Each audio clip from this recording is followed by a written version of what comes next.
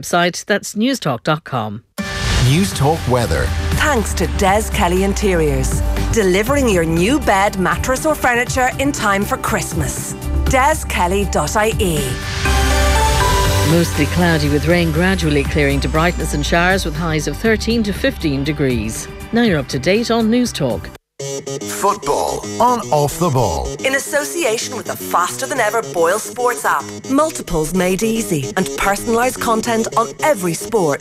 Download it now. Boyle Sports. Time to play. You're very welcome back. 53106 is the text number, or you can tweet us as well at Off the Ball. Just to give you a brief update on what's happening in the rugby, Wales are 6-0 up against Scotland, and it's just kicked off between England and South Africa at Twickenham. It is still 0-0. We're underway in the Premier League, the Championship and abroad. We'll keep you up to speed on all the goals as they go in throughout the afternoon. Gary Breen is still with us on the line. Shane Keegan and Kieran Cunningham now join me in studio. How are things, lads? Not bad. On yourself? Not too bad, thanks. You're thank you very much for joining us. The first thing I did want to chat about, and Gary, it'd be great to get your thoughts on this in a moment, is yesterday's story that Robbie Keane has been linked with the Ireland under-21 job. And when I say linked, I got the sense from reading the report in the Irish Independent that Robbie Keane is very keen on this job.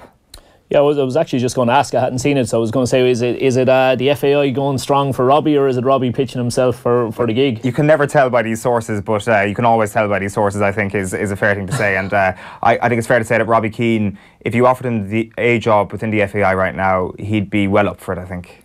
Yeah, I think it's just completely hit and miss. Nobody can say with certainty that Robbie Keane would be great at this job. Nobody can say with certainty that Robbie Keane would be poor at this job. When a fella is going into his first role like that, like the likes of Frank Lampard has just done, it really you just don't know. I was talking to somebody just this morning. We had a training session this morning with a young guy who did last season was with Shamrock Rovers, and was working directly under Duffer, and by all accounts, he's been an absolute revelation. He's been absolutely brilliant. If Robbie can bring that level of enthusiasm and kind of, real drive to it and really share the wisdom of what he's picked up over the years, you'd imagine he should be fairly good at it. I actually saw Robbie and Damien doing their UEFA A assessment. Right. They did it down in Carlow IT. The two of them did it on the same day, and I was Wexford manager at the time. Quite a lot of our team were playing for Carlow IT. Or were in Carlow IT, so they were the players, because you need participants obviously for the assessment. You need players to work with and coach, so it was a lot of the Carlow IT students who were also Wexford Youths players, and it was good watching the two of them. It was very, very good. I would say probably not overly so, but Robbie's seemed a little bit more off the cuff, doing his, maybe than Damien looked like he'd prepared again and rehearsed, and you maybe even get that sense a little bit from their personalities that might be how they'd go about it, which was interesting. No, because I think the big challenge for Robbie would be very tempted to pick himself, especially if they're struggling for goals. He said, I could do better than these lads. But for a first step in the coaching ladder, it's an odd one, because Damien is very much involved in day-to-day coaching with Rovers. So that's, and you learn a huge amount when you're working day in, day out. But how often do the under-21s meet up during the year? Maybe 6-7 times, Max, yeah. Yeah, max. So, you're trying, when you're learning your trade, your time is very limited on that. I think he would be better off going in at club level. But I can see the attraction for him, because I know he's very ambitious. I know he wants to manage Ireland one day. And if you look at the ladder within, from the outside, you might think the natural step is from under-21 to senior. And it's happened in a lot of countries that under-21 managers end up getting the senior job. So he might think that's the best step if I want to get the Ireland job down the road. But, there has been a lot of talk about change at the under-21. Noel King has been there quite a while. The results haven't been what people would like. So there's talk of maybe a fresh voice, fresh approach is needed. So... And Robbie would bring something. He also brings a bit of stardust to it, because you can't underestimate that as well. Because, even though it's there in the senior setup with, say, Roy Keane, but to a lot of those players, they hardly remember Roy Keane because of their age. But all the players under 21 will still remember Robbie. They're still close enough to remember what Robbie did. So I think he would have an impact on them. So it would be an interesting move. If you could get the balance right between, as you say, the X factor of a Robbie working alongside a student of coaching, almost to put it, if I can't think of a better way of putting it, Tom Mohan has done an absolutely terrific job at underage level. You know, somebody who's really kind of into that side of it alongside somebody like Robbie, something like that, if Kinger was moving on, could be something that could work very well. Yeah, definitely. It's a good shout. Gary, are you surprised by the idea that Robbie Keane is more off the cuff than Damien Duff? Not really in terms of, I haven't seen him. It's interesting to hear that from Shane, because it's very evident when you see someone coaching whether or not they're good or not. You can see straight away, regardless of the level they've played. Now, I would look at the situation in terms of Robbie being linked to that under-21 job. I'd be fascinated to know what the actual role will be. Because if you're telling me he's a coach, I'd argue, well, where's he been coaching? How has he learnt his trade? Because you don't give the next generation of players to someone who hasn't really coached. If you're saying it's more of a mentor, I can understand that in terms of his experience as a young player coming over from Ireland to England. But I'd counter that by saying Robbie never played for the under-21s. So it's difficult to give his experience there. It's all well and good saying, I can tell you under-21s what it's like to play in the Premier League, what it's like to play for Inter Milan, that type of scenarios. Totally different. And I understand it. I understand in terms of the kudos with bringing our star players back in and seeing if they can give us something. But they've got to be out of coach. It can't be just that they were top players, because it's a totally different remit. We're seeing and experiencing something that with a senior team now. Every time Martin O'Neill talks about the role that Roy Keane plays, they say he's the driving force of Manchester United. What a brilliant captain. Irrelevant. He's not playing. It's what is he doing on the coaching field? That's the remit. That's the responsibility you have. And we have to be careful. It's not a PR stunt. Now, Robbie's one of my good friends. I spoke to him for a while. That's the case with football. You kind of drift apart. But I want to know that he's done the backlog of work, that he can actually coach. Because you don't just give this next generation, which is obviously so important to us as a nation going forward. Do you know what level he's at in terms of coaching qualifications? So, and have you heard, has he got the pro licence? I don't think he does. So he wouldn't be qualified to manage in the League of Ireland Premier Division. No, but that's he could the have thing. got like Ireland under-21 job. That's a bit mad, really, when you think about it. It is incredible when you think about that, isn't it? And I think you might be onto something there, Gary, when you mentioned the potential mentorship role. I think it's clear from the reports yesterday that the top job in the under-21 setup is what Robbie Keane is looking for, and eventually one day, as you said, Kieran, probably managing Ireland one day is on his to-do list. Is it dangerous from Ireland's point of view just to throw him straight in there? I think it's quite unusual that Robbie Keane would actually want to start his career off with an international team, and first of all, an underage international team. I think it's not very hands-on, regular work, to be honest, in terms of building up those necessary coaching skills. It's just unusual in my perspective. Well, if you ask, is it dangerous? Look at Steve Staunton being given his first job as the Ireland manager. It's very dangerous. If you're not good enough to do it, you shouldn't be put in that type of spotlight. People can argue a similar scenario with Mick McCarthy, but he coached for a while and managed for a while at Millwall. Now, I'm under no illusions. There's a lot of managers who can't coach. They don't do the coaching. They're there as a figurehead. They get good coaches in and around him. Now, if Shane says that Robbie Keane's, in terms of what you've seen, his strengths not coaching, and I've no doubt that Robbie would identify what his strengths are, and he'd make sure that he's got a good network around him in terms of covering the skills that he's not particularly good at this stage of his management coaching career. But I just think, and it always concerns me, PR stunts by the FAI. We've seen it before in terms of bringing Keith Andrews in, the likes of Kenny Cunningham being brought in as well. Those scenarios didn't last particularly long, and I've seen those two guys coach. Notably, Kenny, they're very good coaches. And then obviously we know that Duffer's doing a very good job as well. So I would just reserve judgment just quite now. And if we're talking about ex-players, then look at Lee Carsley. That's a guy you should be identifying for the under-21 job for Ireland. You should be banging his door down in terms of his experience. And not just because of him as a player, but his body of work as a coach. And I think the very fact that the English FA are really looking to integrate him into their system and move him through the ranks, it looks bad on us, to be perfectly honest, that we've let him slip through the net. Would he be within reach though, Gary? Are England not really keen on Lee and keeping him on board? Yeah, listen, it may well, Kieran, be the stage now that Carzo has probably the ship sailed on that. But why didn't we identify him? This isn't something suddenly he's done a lot of his work behind the scenes that we haven't noticed. Probably a step down the Ireland 21 job.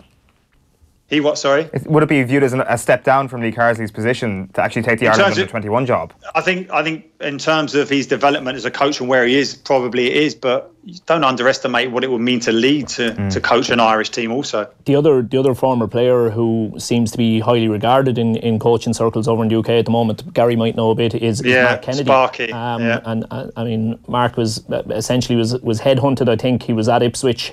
I think he was taking care of the 21s over there, and he got headhunted by City and is across. I'm not 100% sure which age group he has, Gary, you I know, but I know he's very highly regarded at the moment, yeah. Is that right? Yeah. Yeah, listen, he was there with Carzo. They both went head to head, and for that City job, I think Carzo got it. Mark got the lower age groups. But yeah, exactly. And there's a body of work there that initially, and it's great to see him doing this hard work. And we have got coaches who are doing a lot of hard yards behind the scenes, which you have to as a coach. There's no doubt. There's no quick fix. You can have scenarios where you get opportunities because of your playing career. Of course you do. But I would still want to see their body of work done behind the scenes in terms of they're able to cope with what's expected of them. An interesting point you touched on there a while ago is the idea of creating this reality of progression from the under-21 job to the senior job, because the way I look at it, we had this conversation yesterday about Stephen Kenny potentially taking the Republic of Ireland under-21's job, a pure speculation on our part, but the question is, would Stephen Kenny take this? And to be honest with you, if Dundalk get into the Europa League next year, it's a step down. If they're playing Europa League group football next year, managing the Ireland under-21s is a step down, except if there is a visible pathway from that job to the senior job. Do you think there could be a conversation had within the FAI that say, listen, Stephen, come work with us, you're now in the system and we'll give you time, we'll give you a couple of years to try and get this underage system up and going, and then there will be that job for you one day? Look, it depends on what Stephen wants. I would think myself that he would feel, not that he's beyond it, but that his body of work is impressive enough for him to want the top one straight away and to say, look, I that's what I want. I don't think I need to serve an apprenticeship. I don't think I need to prove myself any further to ye. I would find it very hard to see him moving away from the top job domestically in this country to, I do think you were talking about a step down if a manager from across the water came over to take our 21s. I do think it would be a step down for Stephen as well, to be honest. Yeah. We'll just press pause in this conversation for just a moment, because there has been a goal in the Premier League. There are 17 minutes gone in these games at the moment. Let's go to West Ham. They're playing Burnley. Here's Guy Swindles.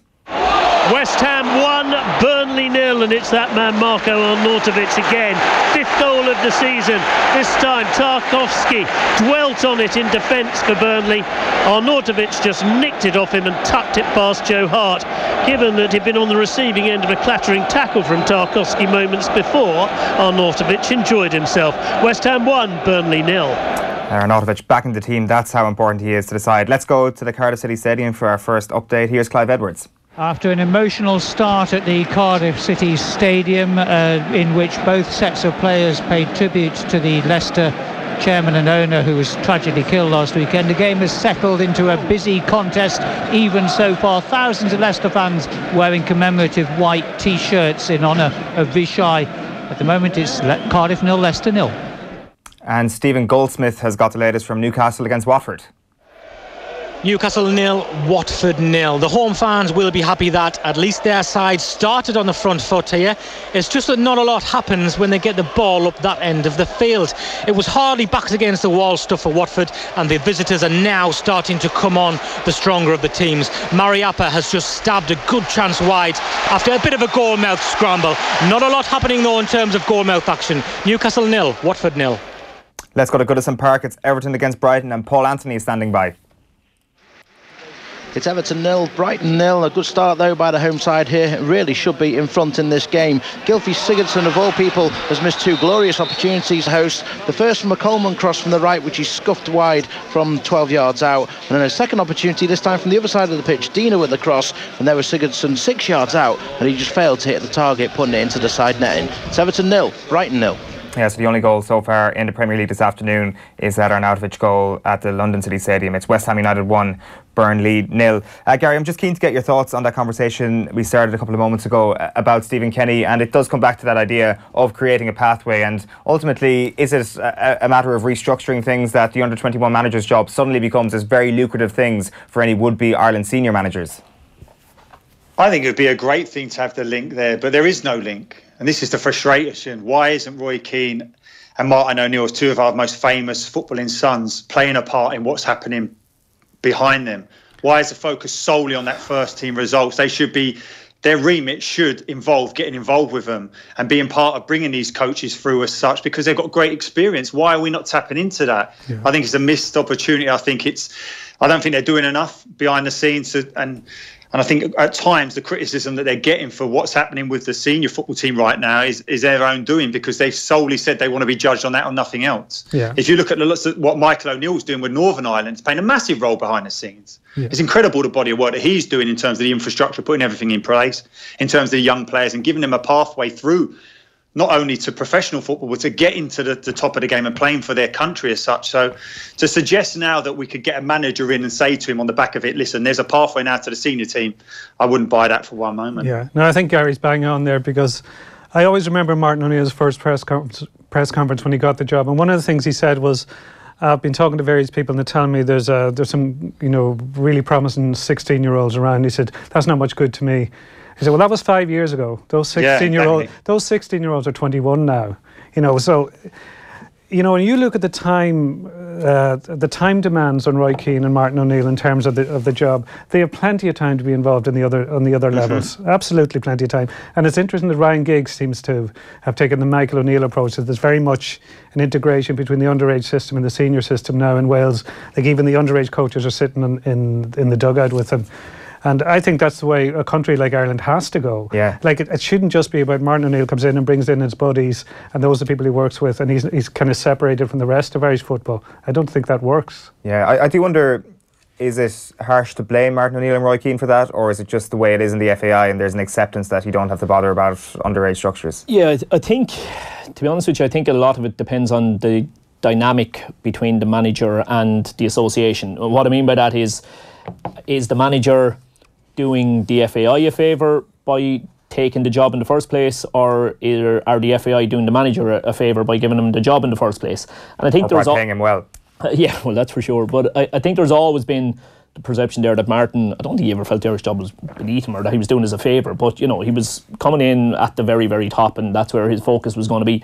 I mean, again, you definitely would think if Stephen Kenny was in the role, he would certainly be going about it in the way that Michael O'Neill and Ryan Giggs are, because he wants it, he's hungry for it, he's going to tick every single box, he's going to work night and day. He'll want to prove himself. This is the making or breaking of him. I don't think Martin O'Neill ever saw the Irish job. No, and I think it's no harm having a really strong connection with Irish football as well. Like, I always remember coming back, I think it was the double header away to Albania and Georgia in Brian Kerr's time.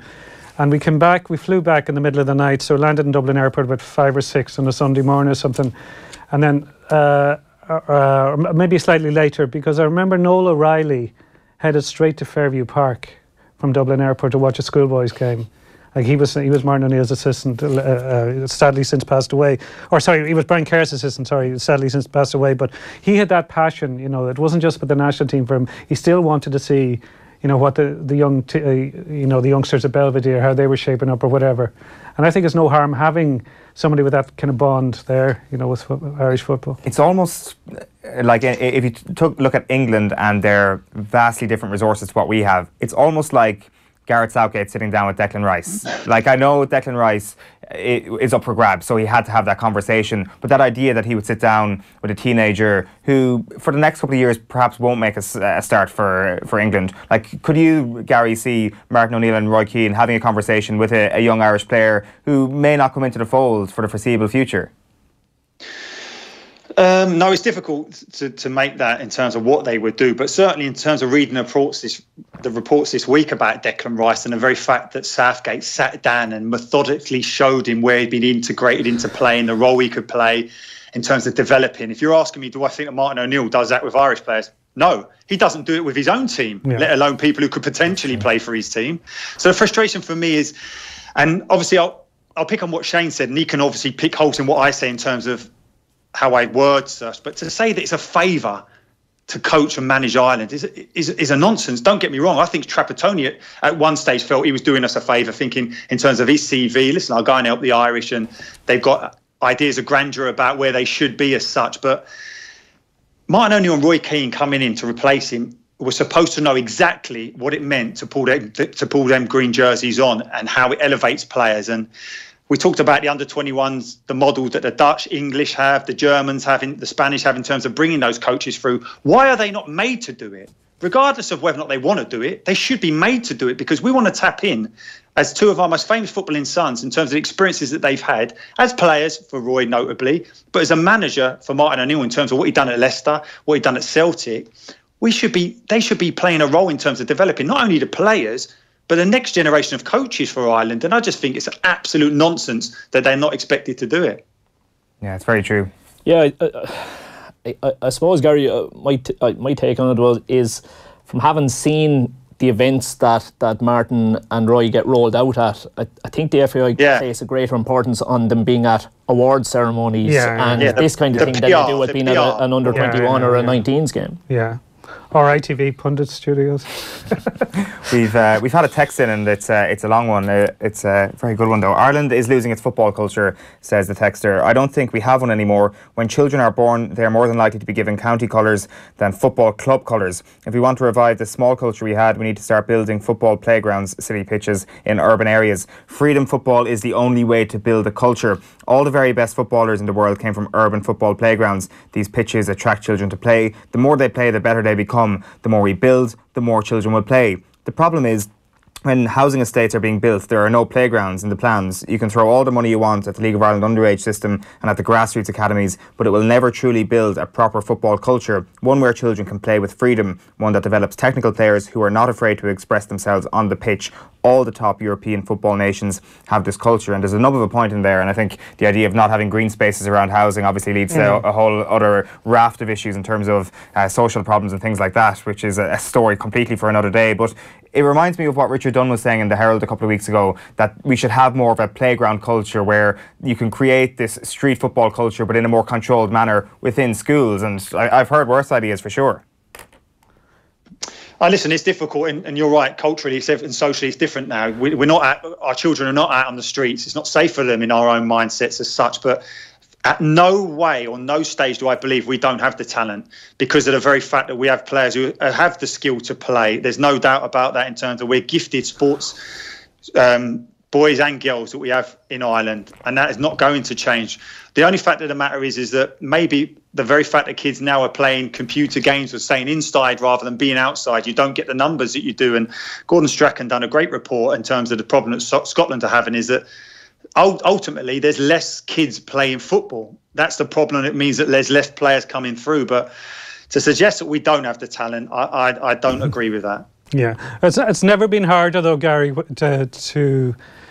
for Irish kids to get into the Premier League. And I think that will be an issue, because just you look at the numbers year on year. It's gone down year on year. The amount are starting, and it's the same with Northern Ireland as well. It's a problem with Scotland. It's a problem with Wales, and it's a problem with England to a lesser extent. That the globalisation of the game means that that pathway is very tricky for our talented young Irish players, and for them to develop, they need to be playing at the highest level they can play at. And is that going to be the Championship in the future? Is that going to be the SPL? Where's it going to be? Or do they have to look to Europe? Is there any hope of the League of Ireland coming up to scratch so that they can be at a level where you consistently get international players? That's a big ask. We need serious investment. So, because I think the assumption we always had that you'd send players to England and we send enough to get an international team out of, that's gone, I think. Yeah, for sure. We'd love to hear more thoughts if you have any on this topic. You can tweet us at Off The Ball. You can text us as well on 53106. Very welcome to you if you're just joining us. You can join us as well online if you're at home and sitting about and you want to watch us instead of whatever else you're watching. We're currently watching Newcastle against Watford on TV, and it's scoreless. West Ham with the only goal so far in the Premier League. They're 1-0 up against Burnley. Everton and Brighton are still scoreless, as are Cardiff and Leicester City. Let's get an update from that Cardiff game. In fact, here's Ron Jones. No goals between Cardiff and Leicester at the Cardiff Stadium after an emotional start. It's been business as usual for both sides, a well-fought contest. Cardiff having slightly the better of it so far. Patterson's had an appeal for a penalty turned down by the referee after a challenge from Maguire, and Reid has had an excellent powerful drive, well saved. It's Cardiff 0, Leicester 0. We've had a goal at Goodison Park. Let's get over there now to Paul Anthony. It's Everton 1, Brighton 0, and for Everton's dominance, they finally have something to show for it, because Everton have broke from a Brighton corner. Sigurdsson ran pretty much the length of the pitch before playing a 1-2 with Bernard. He then slipped the ball in behind for the run of Richarlison, and he fired high into the roof of the net from 12 yards. It's Everton 1, Brighton 0. It is about half an hour gone in all those games at the moment. We are going to be talking about the FAI Cup in the next hour after 4 o'clock. If you've got any questions, get them into us. We do want to turn to something very different, though, at the moment, because there has been news, some leaks really, over the past 24 hours about this European Super League, which you may or may not have heard of over the past couple of weeks. Well, the information that has been leaked is that basically 5 English clubs are among 11 so-called founding members in a proposal for the European Super League, which is going to start, according to these documents, in the year 2021. So the German magazine Der Spiegel leaked all these as part of the latest Football League's revelations. So Chelsea, Arsenal, Liverpool, Manchester United and Manchester City fans, congratulations, you're in the European Super League. Any other Premier League teams, unfortunately, you're not going to be in the European Super League. So they've been in negotiations, all these clubs, about a new competition, which is the Super League, in 3 years' time. And a draft of a binding term sheet sent this month from the firm Key Capital Partners to Real Madrid's president appears to show the 5 English clubs will be joined by Real Madrid, Barcelona, Bayern Munich, Juventus, Paris Saint-Germain and AC Milan as founding members. And then the rest of the tournaments will be made up by a rotating cast. Atletico Madrid, Borussia Dortmund, Marseille, Internazionale and Roma are the initial guests. So the 11 founding teams, the big ones before that rotating cast, will be in the league for the first 20 years. This will replace the Champions League. There may be some sort of Europa League coefficient sort of set up to actually have a B version of this. But basically, these 11 founding teams will be set in to concrete in this European Super League, the NFL of football, I guess you could say. Yeah, look, as a Spurs fan, it certainly doesn't sit too well with me, that's for sure. Look, it seems crazy. I'd be amazed if UEFA can allow this to happen. UEFA, I think, are against it. So we've seen Ceferin come out in the last couple of weeks saying this is disgraceful. Infantino, according to these reports, is very much for it. Yeah, but you go back. What was the name of the group of clubs? Was it the G12 or the G14? What did they call themselves? But that was inevitable. And they were all in. All those clubs mentioned were in that group. So once they got together as a group and were meeting, I think something like this was coming down the tracks. Because they don't. City don't want to be playing Rosenborg. Or they don't want to be playing, Liverpool don't want to be playing Alaves or whoever. Red Star Belgrade, whoever manages to get into the Champions League some year. They just want to play the big guns because that's where the money is, that's where the glamour is. And I think even with UEFA opposition, I think money will talk. And the TV companies would be far more interested in that kind of Super League than the Champions League in its current format. Yeah. I think so. And sponsors as well. So I think it's a hard one. Like you look at where AC Milan are now and you look at Tottenham and you think like Tottenham are much superior to AC Milan, but AC Milan are there based on their history. So it's, there'll be issues like that. People are saying, what the hell are they doing in there? So well, the Premier League must be looking at this and they should not be happy with this whatsoever because it kills one vital element of it that someone like Sky Sports clings on to for the last 2 months of the season, which is the race for the top four. And suddenly the race for the top four just becomes completely immaterial. Gary, I'm not sure if you've seen this yourself, but it is drastic. It is a huge change to get rid of the Champions League. Of course, there's no confirmation about this whatsoever, but the powers that be are seriously considering this. Well, this is it. It revolves around the powers that be in terms of the top super clubs as such, making sure that they protect their interests. And quite right, as Shane said there, as a Spurs supporter, you've just built this brilliant new stadium to bridge the gulf between the big clubs and likewise Atletico Madrid. And suddenly now you're going to be ostracised in terms of you can't get into that top table of football. It's no surprise, and money talks in football, and it seems that whoever's got the most invariably try and keep as much as that as they possibly can. Yeah. The other issue is if you look at the Premier League this season, like the top five there, and you add United into it. I know United have dropped some points, but generally those top six clubs are beating everybody else week in, week out. Very rarely do they even draw with anybody else. So I think they do see themselves now as they've moved ahead big time of the rest of the pack. So they want to go in against the big guns. Like the trickle down effects of this are absolutely massive. Huge. Like because those clubs are now going to have a complete and utter monopoly on the best players in the world, on anybody that remotely falls into a bracket of the best player in the world. Like if you're right, again, I'm a bit biased being a Spurs fan, but if you're Daniel Levy or Pochettino or whoever it is, and you're sitting down trying to sign a player, and that player is sitting in front of you knowing if I sign for this club I don't get to play in the Champions League for the next 4 or 5 years, there's no hope in hell you signing that player. You're going to lose Pochettino as well. Absolutely. That's the big talking point at the moment now. Does he feel that he's hit the ceiling at Tottenham? And if these talk of these superpowers coming together, he's not going to want to sit out of that. No chance. 20 years, it's a long time to rubber stamp something for and literally say to clubs, let's say to a club like Arsenal, To counteract your point a small bit, imagine Arsenal fans thinking to themselves now, right, we're going to be in this competition for 20 years.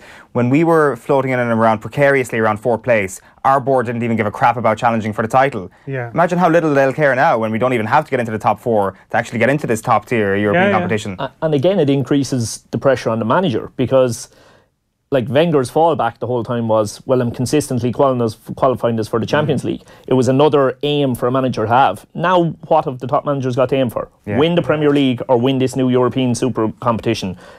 Finishing 3rd or 4th and saying, well, I've qualified us for Champions League. No, you haven't. You were guaranteed that anyway. You've achieved nothing. Yeah, but it's part of a pattern. Like, this didn't come out of the blue. Like, if you go back over the last 25, 30 years and look at the rate of change, that the European Cup becomes the Champions League, that the UEFA Cup becomes the Europa League, that they get rid of the Cup Winners' Cup because it's seen as a nuisance, basically, that the Premier League comes into being instead of the old First Division, that even relegated clubs get parachute payments.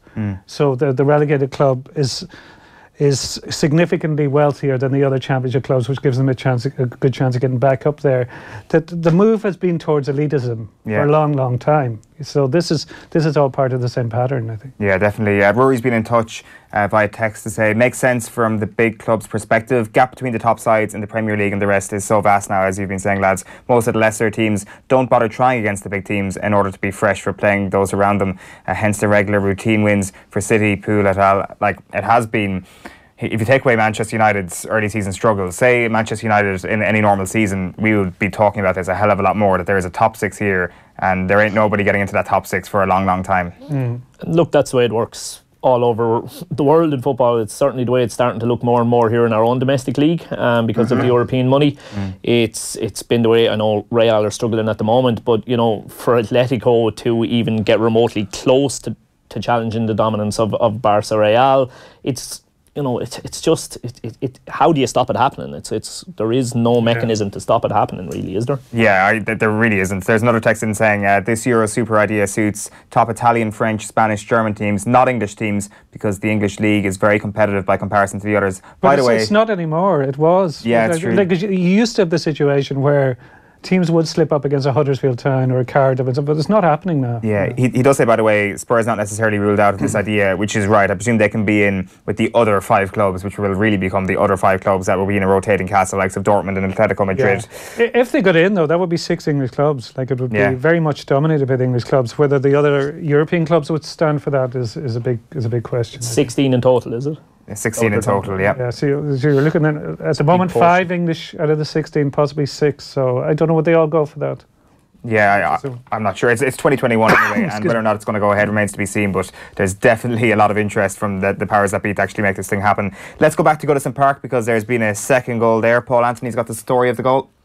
It's Everton 1, Brighton 1, and Brighton have equalised with their first real opportunity of the game. It came from a short corner from this left-hand side. The ball found its way to Sonny March. His cross was inch perfect, and there was the back post. Was Lewis Dunk coming in 6 yards out to plant a header into the back of the net. It's Everton 1, Brighton 1.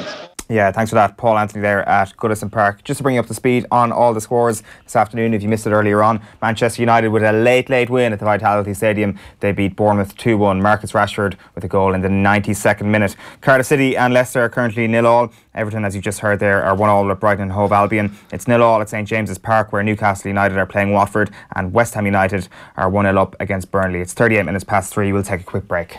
Football on Off the Ball. In association with the faster than ever Boyle Sports app. Multiples made easy and personalised content on every sport. Download it now. Boyle Sports. Time to play. News Talk has teamed up with BMW Ireland to celebrate the brand new BMW 8 Series. To mark the launch, we're bringing you an exclusive event with a host of rugby legends ahead of Ireland's defining match against New Zealand. Join Keith Wood and some very special guests at the National Concert Hall on Thursday, November 8th to explore the power, the pace and the precision of the game.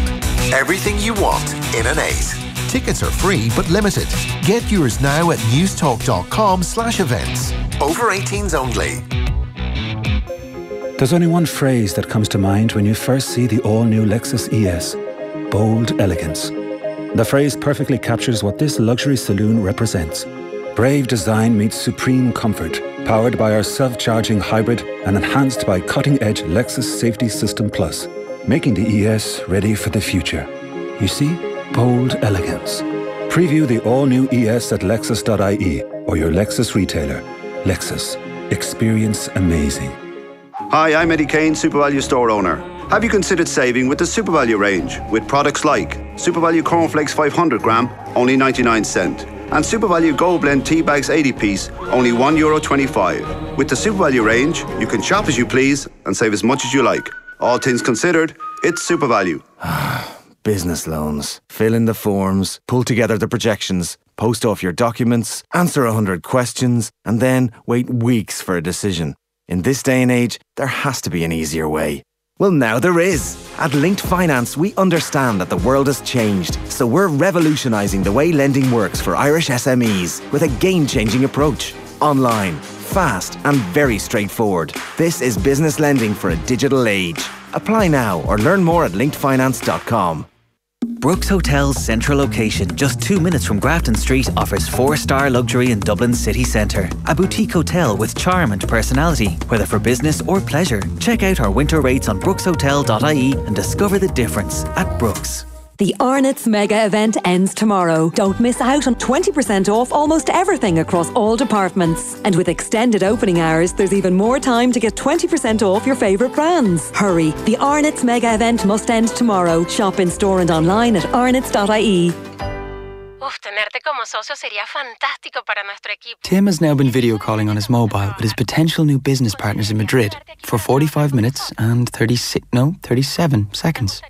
Luckily, time on his phone isn't a concern for Tim. With 3's €20 SIM-only business plan, he gets all calls, all texts, and all you can eat data. So he can just keep nodding while he Google translates what on earth they're saying. Switch today at your local 3 store or visit 3.ie/business. 3. Make it count. €20 a month for the first 6 months, €30 a month thereafter. 30-day minimum term. Fair usage allowance applies to data used in the EU. See 3.ie. FAI Cup Finals Day. 4 teams, 2 games, 1 epic day. Sunday, November 4th at the Aviva. Watch 2 of the most exciting games of the year as Wexford Youths take on Peamount United in the Continental Tires FAI Women's Senior Cup Final. Kick-off at 12:05pm. Then, at 3:40pm, watch Cork City play Dundalk in the Irish Daily Mail FAI Men's Cup Final. Aviva Stadium, November 4th, FAI Cup Finals Day. Tickets on sale now at ticketmaster.ie. There she is. 100-litre still, locally sourced juniper berries, our very own small batch distillery. And it all fits in the garage. I said I wanted some home gym equipment, Craig. Oh. How good is your hearing? Specsavers are #1 for audiology. Book a free hearing check today. Well, are you sure you can't be tempted to keep it? I've got 100 bottles of tonic water on the way.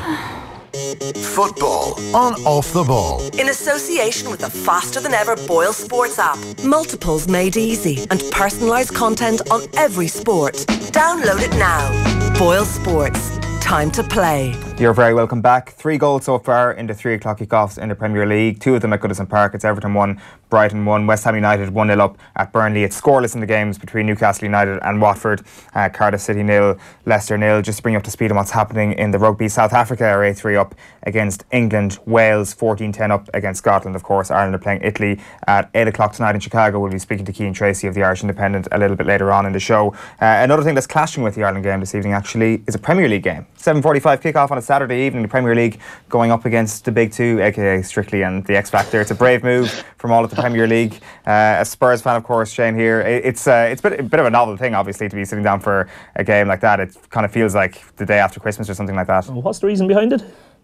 More TV spots, more money, or maybe they just feel that we can actually take on that primetime slot on TV, which you look at all Premier League TV money and all that sort of stuff. You'd imagine it's a battle they can win. Yeah, and a decent game in fairness as well, because obviously Wolves have had a really, really good season so far. They look very, I know they've kind of slackened off a little bit lately, but they've done very, very well. It's a game that should be, it should be an interesting game, but obviously the 5:30 one this evening is going to be a cracker, you'd imagine. Yeah, absolutely. We'll chat about that in very shortly as well. We'll have team news in about 45 minutes from Arsenal against Liverpool. But speaking from Spurs again, do you feel Mauricio Pochettino's pain when he says, "I've got the worst feeling I've had at the start of a season"? So strange, isn't it? And then you look at the Monday Night Football conversation. It was really, really interesting, wasn't it? I'm kind of stuck between the two on it.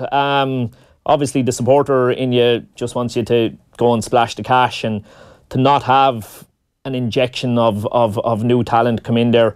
Like, from my side, a practical one, Gary will be able to give you far more prominent examples. But last season, when we were when I was at Galway, we were in the relegation kind of scrap and it got to the window, and even though we didn't quite pull it off in the end, we brought in a guy called Rory Hale. Rory had won, I think, Premier League Under-23 Player of the Month in that league only a couple of months beforehand, and he had a great personality as well, and he just gave the whole place such a lift. He really did. It transformed everybody, and I think we only lost one game out of the final 11 or 12 or something, and he was definitely the catalyst, that new face, that freshness, that energy. And Spurs haven't had that in so long. Spurs haven't had somebody that gives you that new injection in so long that inevitably it does go stale. But at the same time, I do agree with Gary Neville. You've got to live within your finances, and you've got to try and manage it correctly. You'd just like to think that we could do both, Yeah, but the problem, I think, as well, is there might only be that window for Spurs to kick on might be only open for a certain amount of time. And like Bill Shankly always used to say, you build from a position of strength, and they did get in a strong position over the last couple of years. Yeah. And you look at what Liverpool did over the summer. Liverpool definitely strengthened, City definitely strengthened, Arsenal definitely strengthened, United, I'm not so sure. It's hard to figure United out, but Spurs then, they've been hit by injuries, and you go, who's coming in for Eriksen now? And you have this. The Danish manager coming out and saying there's a chronic injury and it's going to cause problems, and Pochettino was playing that down. So you just think if something does happen, if there is an issue with Eriksen long term, if there's any issue with Harry Kane, like where's the backup? Like, why didn't they strengthen it? It's so true. Like, when you make that point about that new injection of energy at the start of the season, like we thought Lucas Moura might have been that, albeit 6 months late. Yeah. Like, it's so essential, Gary, that they go into the market in January, but there's no guarantee it's going to happen. No, it isn't, and I agree with what Kieran said. Timing's so important in life, but certainly in football. And I think timing's going to be cruel on this Tottenham team. I said it before, a young, vibrant team that with a couple of more signings genuinely could have won the Premier League. But that is at the same time that they're building this magnificent new stadium, so they're not able to do that. And I think that they're going to look back on this with huge regret, because I genuinely believe now, despite the fact that they had their best start to a Premier League season, I think Spurs are further away from the Premier League season than they ever have been over the last 3 or 4 seasons. And I think Pochettino quite rightly probably looks at it and thinks, has he hit the ceiling at Tottenham? And I would counter that by saying I genuinely don't think that Tottenham have the money to improve the starting 11. They're that good, that starting 11. Even if you were to spend 50 or 60 million pounds, you still might not get into that team. And that's the frustration, is that you can't invariably spend that type of money and say to a player, you're going to be playing a backup role here and you're going to have to be happy with it. That's the difficulty you have. And Shane said about managing, that's the balancing act you have all the time, is that you just cannot do that. Yeah, but you can, like, you look at the Liverpool signing of Shaqiri, for example, who didn't cost them that much, who was clearly not guaranteed a first team role, but he looks like he could have a big part to play. Like, there is a lot. And he was somebody that Spurs could afford, I would have thought. Like, what was he, 13 million, was it? Yeah, I mean, in terms of getting him for that figure, that's not very a common thing. That's a great price that he had if they got relegated. And obviously they stole a march on everyone in Liverpool, and it was another example of their brilliant summer business. But I think Carragher was saying the very fact that Tottenham are missing out on these players because they're not giving them the wages, but they still bought Davinson Sanchez from Ajax, who was an unproven player in Europe, only one season at Ajax. I'd seen him play a lot in the Eredivisie that season, and he's very raw, but they still had to give the best part of £40 million for him. And even he looks vulnerable in the 2, looks a lot more comfortable in a 3 with Vertonghen and Alderweireld either side of him. So there's the example that even when you spend money, doesn't guarantee you that they'll be able to get in your first 11. Of course, yeah. Yeah, let's go around the grounds and we'll continue the conversation in just a moment, but we do want to get the half-times from the Premier League. Newcastle against Watford, 45 minutes gone there. Here's Stephen Goldsmith. Newcastle 0, Watford 0. The visitors will feel they should be in the lead. Success forced Dubravka into a good save shortly before half-time. Earlier, Deulofeu shot wide from inside the area when he should have scored. He also wasted an excellent counter-attack opportunity by passing to an imaginary teammate instead of shooting. The home side were restricted to a long-range effort from Diarmé in the first half. They are struggling offensively. Half-time, Newcastle 0, Watford 0. I absolutely cannot wait to see what happened there. Let's get news of a goal. There's been a late goal in one of the games in the first half. It's happened at the London Stadium. Here is Guy Swindles at West Ham against Burnley. West Ham 1, Burnley 1. Burnley have scored with really only their second attack of the half, just before the end of the 45th minute. It was a nice little move and very well finished indeed by Berg Gudmundsson, who eventually timed his run perfectly between two central defenders and tucked past Fabianski. West Ham will be kicking themselves. West Ham 1, Burnley 1. To bring you up to speed on what's happening in the Championship this afternoon. Blackburn Rovers 0, Queen's Park Rangers 0. It's the same scoreline at the moment between Brentford and Millwall. Derby County are 1-0 down at home to Birmingham City. Hull City 1-0 up at home to West Brom. Nottingham Forest and Sheffield United is tied with no goals there yet. Reading 2-1 up against Bristol City. Ipswich Town 0, Preston North End 0. Swansea City are 1-0 up at Rotherham. And it's currently scoreless as well between Sheffield Wednesday and Norwich City half-time in all those games. In the late game there, it's Stoke City against Middlesbrough. Let's get our next half-time from Goodison Park. It's Everton against Brighton. Here's Paul Anthony. It's Everton 1, Brighton 1, and Everton took the lead in this game just prior to the half-hour mark when a neat 1-2 from Sigurdsson with Bernard on the left-hand side found Richarlison in space inside the area, and he fired into the roof of the net. But Brighton back on level terms just 6 minutes later. Solly March with a short corner, his cross headed home at the back post by Lewis Dunk. Everton have missed a whole host of opportunities in this first half. They've dominated it, but at the moment they're paying for not converting them again. It's Everton 1, Brighton 1. Real Madrid in the post-Lopetegui era are 36 minutes into their first game. It's currently 0-0. They're playing Real Valladolid at the moment, and it's full-time in the early game between Leganes and Atletico Madrid, where it finished 1-1. In the Bundesliga then, Bayer Leverkusen are losing 3-1 at home to Hoffenheim. Bayern Munich are currently 0-0 with Freiburg. Borussia Dortmund are 1-0 up at Wolfsburg. We shall go and we'll hear some of that conversation that was on Sky Sports earlier in the week. But before that, it's our last half-time report. It's from Clive Edwards. He's at the Cardiff City Stadium, where Cardiff are up against Leicester.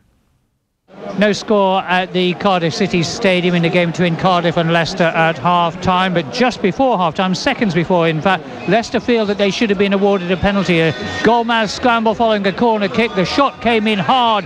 Bamba appeared to tip the ball over the bar using just his hand. The Leicester players surrounded the referee. He was having none of it. It's finished at half-time. Cardiff 0, Leicester 0.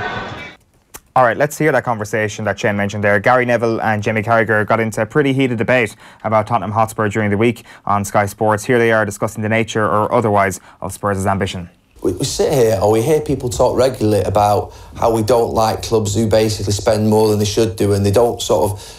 Tottenham actually run the club very well. They run the club very well. I said before the game, he's the best operator in football, Daniel Levy. He works within... What are you shaking your head at? I'm shaking my head at when you say the best operator. He's the best operator in football. He works because they've got a net spend of 20 million. He doesn't get... Hang on. He doesn't get messed around by agents. He doesn't get messed around by managers. He doesn't get messed around by players. He's all on long-term contracts. He very rarely loses them on a free transfer like some clubs have in the last few years. You know, namely Arsenal and Liverpool at times over the last 10, 15 years. And my point is that he runs the club very well under a budget. You can't be critical of that. That's what their budget is. It's like saying to somebody in the street that can have a house at that level, oh, you just go and do that. No. You can't. What was the actual figure? I can't even remember. 29 million. 29 million. They're in the Champions League every year. You've got Premier League money. How can you only spend 29 million? Stoke spend 60 million. They're in the Championship. Have you not worked out the stadium cost 600 million quid? Have you not this is 4 years ago. Well, hang on a minute. The stadium's not been finished. It's only even 50 million over budget. It's only just started now, hasn't it? Oh my God! You don't just add the stadium. So the money's been tied up now. You get planning permission. They've known that for 4 or 5 years their budget on that stadium of £500-600 million was going to be tied up. They've also had a shock in the last 12 months. It's £100 million over budget, and that's probably taken away more of their playing budget than they imagined. They've had to react to that. They can't just spend £500-600 million on a stadium. I'm not saying where are you getting £500-600 million? Well, you can't spend 29 million net Pochettino in 4 years. That can't be right for Tottenham. The best team they've ever had for 30 years since you go back to the early 80s, best manager they've had in that time. This is all going to fall away soon. Pochettino's going to move on, one of the players are going to move on, and they'll look back at this time an opportunity. What are you advocating? They spend more than they thought? So they couldn't match wages for Mane. Harry Maguire going to Leicester. I'm not talking about spending £100 million on a player. I know they're not that close. What part of spending £500-600 million a stadium? Why do you keep saying 500 or 600 million? What's it cost? It's 100 million. It's not cost them a tenner. Careful. We could go all night with this. And I think they've gone to a level there that only dogs can hear. And so of course, in that same conversation, Gary Neville went on. He discussed the bottle that Spurs have had over the last 30 years. And, you know, when you make a statement like that in the media these days, well then, your punditry has to come under criticism. And lo and behold, Harry Redknapp popped up on TalkSport with this. Gary's comments I thought were an absolute disgrace. I mean, I can only speak about the 3.5 years I managed the club. You know, you've got players in that team. It's a disgrace to label people like Luka Modric, Gareth Bale, Ledley King, Rafa van der Vaart, you know, William Gallas. It's a disgrace to talk about players that are saying they're spineless, gutless. You know, I was so disappointed and so upset with his comments. I think he wants to, you know, do his own work before he comes out with making comments like that. He was totally out of order. And if you look, I mean, listen, we could all come back.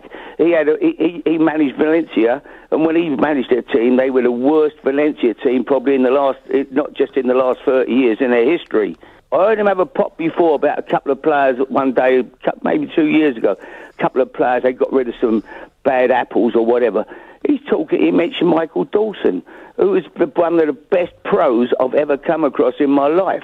When he's talking about, you know, got rid of bad apples or people, you know, he wants to do his homework first before he comes on and talks about people in that tone. I thought his comments were an absolute disgrace. We played Arsenal. We had great games. We've won at the Emirates. We beat them at home. They beat us. You know, we had some great games. You know, we've gone to Liverpool, got Jamie Carragher when he was at Liverpool. I think we beat them almost every time we played them over that period. We had a great run against Liverpool. I mean, to label that against top players, his opinion in this case is totally wrong. Totally out of order, and I think it's a disgrace to talk as he has without having a look and, you know, looking and seeing what that team did there. To talk about him in that tone, I think it's an absolute disgrace. I've got the raving ump. I've got to be honest with you. I really wouldn't, you know, I wouldn't want to speak to him, to be true. I've got the raving needle with him. I think he's totally out of order. Well, as you do, if you're criticising Gary Neville, you absolutely have to bring up Valencia. And Football 365 had a brilliant tweet yesterday. If Gary Neville refuses to do the dishes, does his wife bring up Valencia? Which I think was aptly put.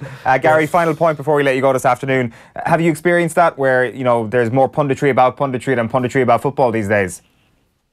Listen, there's a lot of pundits who say a lot for headlines and stuff like that, as opposed to giving you an insight into the game. When I'm listening to pundits, I want to learn something, essentially, despite the fact that I've played at a reasonable level. But with Carragher and Gary Neville, because they're European Cup winners, because they're top players, it doesn't mean whatever they say is gospel. But it's very difficult to argue when they say that whenever they played against Tottenham, they found it relatively easy.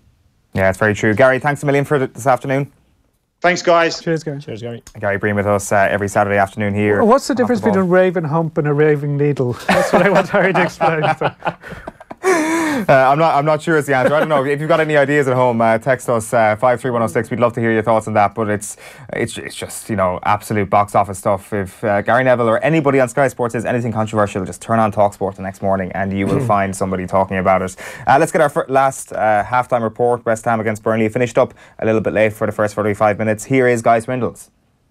West Ham 1, Burnley 1. The Hammers dominating possession, deserved the lead they took in the 10th minute through Marko Arnautovic. Saw Joe Hart pull off two fine saves, a brilliant goal line clearance from me, and a penalty that looked pretty stonewall turned down, and then were done by the sucker punch just before the break. 45th minute, Burnley with really only their second attack of the half, but it was a really good one. Defoe, lovely defence splitting pass for Berg Gudmundsson to run onto and tuck past Fabianski. West Ham 1, Burnley 1. Yeah, so it's 1-1 in that game. 1-1 between Everton and Brighton and Hove Albion. 0-0 between Cardiff City and Leicester City. And it's also 0-0 between Newcastle United and Watford. The second half, we'll be bringing you updates of all those games and everything that happens after the break. And we'll also be looking ahead to tomorrow's FAI Cup final. Football on Off the Ball. In association with the faster than ever Boyle Sports app. Multiples made easy and personalised content on every sport. Download it now. Boyle Sports. Time to play. Join the conversation. Text us on 53106. Texts cost 30 cents. Ever since Liam got a new phone from Freedom with Harvey Norman, his feet haven't touched the ground. Quite literally. He's currently floating 300 feet in the air with his brand new smartphone. I'm free! That's what happens when you're free from a contract. Free to pick your own network and free to spread your payments. Yep, Liam is finally free. With Freedom at Harvey Norman, we have the largest range of SIM-free phones. So let us help you break free and take charge of your phone. See in store or online for details. Go! Football Index is reinventing football betting. You can buy and sell the world's top players. Their value may go up and down, but it's not over with the final whistle like a regular bet. Football Index, reinventing football betting. Start building your portfolio today at footballindex.co.uk or download the app now. New customers only, minimum deposit and conditions apply. Gamble responsibly. Oh, why did I do this spin class? I think she's trying to kill me. Is that sweat or tears? I'm done! Right, pool, then home. Just like you do, an Irish Life Health Benefit Plan goes further, offering you a range of benefits that support your health and well-being, like letting you claim up to €250 back on things like sports clubs and dietitians. Search irishlifehealth.ie and see how you can benefit. Irish Life Health DAC is regulated by the Central Bank of Ireland. Call us to see exactly what's covered. Terms and conditions apply. It's time for change in banking culture in Ireland.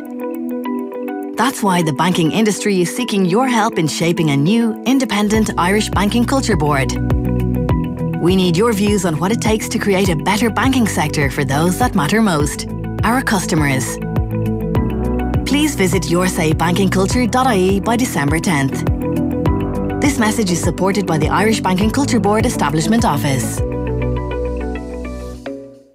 At M&S, our Oakham whole chicken has a new lower everyday price of €4.50. And it's sourced from M&S Select Farms we know and trust. So now you can enjoy a quality whole Oakham chicken for a very tasty price. Same great quality, new lower price. M&S for less. See in store for details. The tall tree in Jim's garden had brought him years of joy.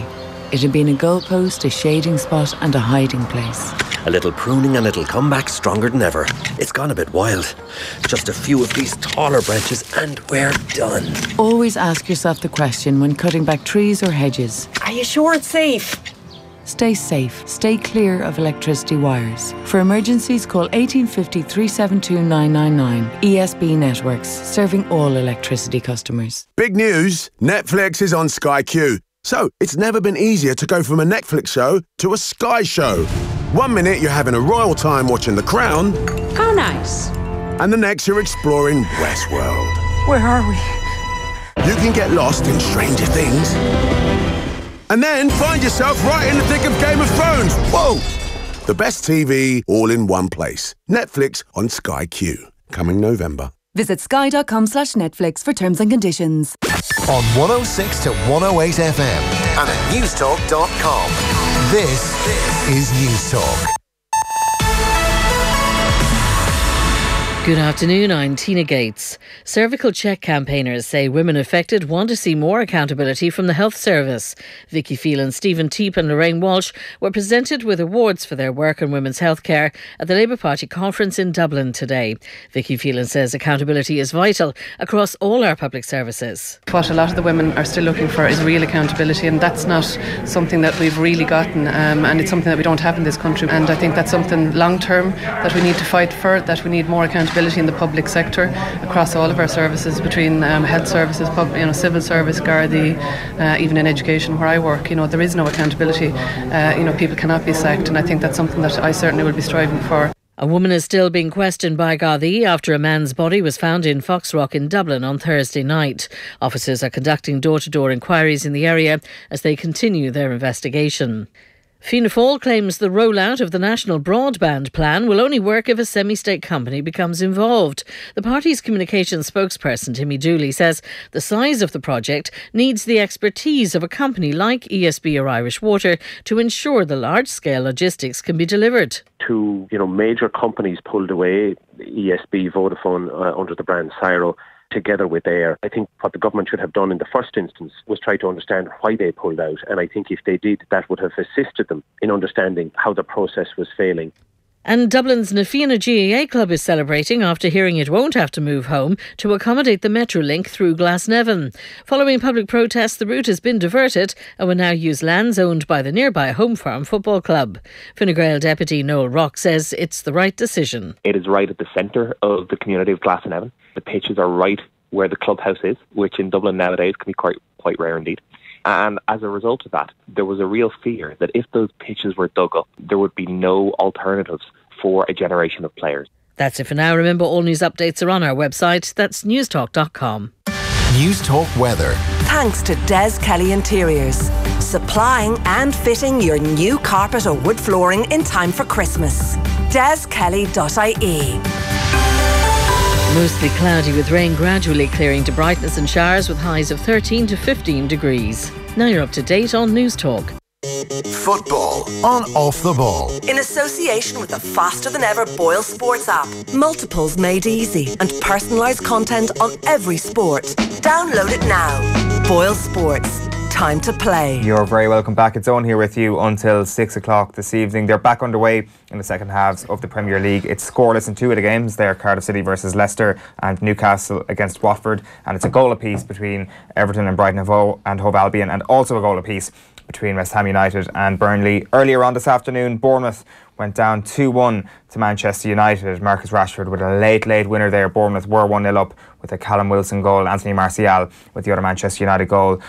Excuse me. And then we've got two late games this evening, which is a first for the Premier League. At 5:30 we've got Arsenal against Liverpool. Team news coming your way in 25 minutes time on that one. And Wolves against Spurs at 7:45 in a unique departure for the Premier League on a Saturday evening. But for the time being, we want to turn to tomorrow. And we want to turn to the Aviva Stadium tomorrow because it is FAI Cup final day. Dundalk against Cork City once again. It's deja vu. And here is Dundalk manager Stephen Kenny. He's been speaking to Jamie Moore ahead of the cup final. Stephen, FAI Cup final, Cork City v Dundalk. What sort of things come into your head when you hear those words? Well, it's something that you should never take for granted. To get to an FAI Cup final, it's a big honour. It's a privilege really. And I think the players. There's a lot of great players in the league who've never played in an FAI Cup final, never won one. So the players get an opportunity to go to the Aviva Stadium to play in the final. They dream about it, and it's a great opportunity to try and win the cup. Yeah, I've spoken to a number of your players here today, and everyone has mentioned a double and wanting to do a double and do it for the first time since 2015. What would it mean to you as the manager if your players were to go and win the cup on Sunday, which would lead to a double? Yeah, because a lot of the players, like say, the players that have come in, Jamie McGrath, Michael Duffy, Dylan Connolly, Sean Hart, Daniel Cleary, Ronan Murray, Dean Jarvis, Stephen Folan, Carlos Tivdoukas, Ross Tracy, all of those players, that was their first league win last week. People see, they've come in the last year and a half, last two seasons, between a lot of them, and that's their first, a lot of them is their first trophy. And it's their first league win, and so for them coming to the Aviva, it's their first, the first opportunity to win the cup. I think Patrick Hoban, he's never played in the Aviva, so he's had an amazing season, and he's never played there, so he's anxious to get there. So for a few of the players who've been lucky enough to win 4 leagues here over the last couple of seasons, they're going for the double. They've experienced it, and they want it, and it's a magnificent feeling to do it, and to do that again would be special, so we'll try. Stephen Kenny there speaking to Jamie Moore ahead of tomorrow's FAI Cup final. Shane Keegan and Kieran Cunningham are still with me in studio. 4th time in a row that they've met up in the final of this. Like, in my view, I think that heightens the rivalry a small bit. I think you can bash the tournament, you can bash the disparity if you want, but 4 in a row ain't bad for kind of creating a picture of a great modern rivalry. Yeah, I don't know if the 4 cup finals in a row has created rivalry quite as much as how much they seem to have a genuine dislike for each other at this stage. I think that's what really creates the rivalry, and that's brilliant. That's brilliant. Because, look, there could be a sense of staleness about the same two teams going at it, but they're just at each other's throats so much. The two managers, players, there's so much conflict there, and it's not your hyped up boxing, we hate each other and we're going to kill each other in the ring kind of thing. This is real. I think there is quite a dislike there between them, and I think that keeps us all interested, and it means that I think we will all be riveted sitting down to watch it tomorrow again. Yeah, cause it's interesting you bring that up, Shane, because to me this game should be sold out tomorrow. And I think there's no excuse for it not being. Like last year there was just over 24,000, which is just below half the capacity of the Viva. And the reason I'd say, like, people might say, oh, well, it's Cork and Dundalk and there's a bit of fatigue there and it's not a Dublin club. But I had to look through just what's on in Dublin this weekend, sporting sense, right? Excuse me. Dublin, the population of Greater Dublin is about 1.5 million people. Right, the inter-county season, GA season is over. The Dublin Senior Football Championship is over, and Kilmacud don't play for another while in Leinster. Ballybowden were supposed to play in the Leinster Club Hurling Championship for Purnell Park, but that game's been postponed, so that's not on. Leinster rugby team are in South Africa. That's not, so Leinster aren't playing at home. So there's actually nothing major in a sporting sense on in Dublin this weekend. This on TV, there's sparse enough amount. Yeah, so I'm just saying, why is this not being sold to people? Like, even in terms of visitors, it doesn't matter what time of year it is. Like, I thought this was a big issue around the Super 8's opening weekend in Croke Park as well, because the crowds were so poor, and Dublin was teeming with visitors. I was thinking, why aren't you going into hotels or the tourist office and saying, because like you mentioned, you're going to Lisbon next week, and you're hoping to go to Benfica and Ajax, is that you were saying, right? Yeah, hopefully, yeah. Yeah, like Shane, you'd probably be the same. Like if you go to the US or something, like everybody like maybe try and go to basketball at Madison Square Garden or ice hockey or something. Yeah. People like to see a local sport, and if you went to all the visitors here and say, this is the Irish Cup final. There's a big rivalry. It's the 4th year in a row. They hate each other. And just tell it to people. Like, I don't understand why we just assume it'll be the hardcore that'll go. And there's nothing else on. Like, a lot of people are looking for stuff to do. The other thing is, it's the end of midterm. And like, people have kids for the week. And they're trying to think of things to do with the kids. The last day of midterm. And like, sell it to them as well. Like, I actually don't understand this why it's not sold out. It's very true. While we're speaking about League of Ireland, I do want to interrupt you because it's not often we get to say this. There's been a former League of Ireland scorer in the Premier League. Let's go to Goodison Park. Here's Paul Anthony with the report of the goal. It's Everton 2, Brighton 1, and Seamus Coleman, Everton's captain, has just restored the home side's advantage. And it was a lovely strike too. He picked the ball up on the edge of the 18-yard box, took a touch.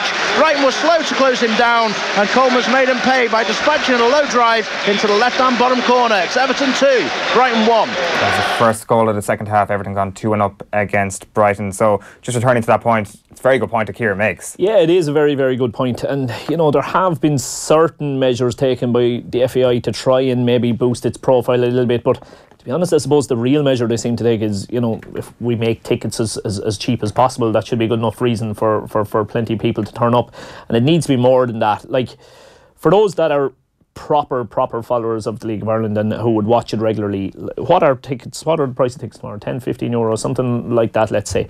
Like, in Michael Duffy and Kieran Sadler, you're getting two fellas, right? You can maybe talk, the begrudgers against the league will talk about the quality of the league by and large and buying, that maybe it's not a wonderful spectacle. I'm telling you now, go and watch these two lads for 90 minutes and tell me that they haven't got you up off your seat. They're two fantastic, and that's just plucking two out that are probably the two most individual in terms of exciting. And look, I suppose the fact that they haven't been riveting affairs over the last few years maybe again might be the reason thrown at it, but look, I know I'm just licking my lips. I really, really can't wait for it. And I'll tell you what, I also think it's literally a toss of a coin game. Yeah. I get a little bit of stick sometimes for being maybe overly positive towards Dundalk as against Cork, but how, not to drag bookmakers into this, but how the bookies have Dundalk so heavy odds on and at Cork at such big odds is absolutely beyond me. I really think it's a toss of a coin game. I did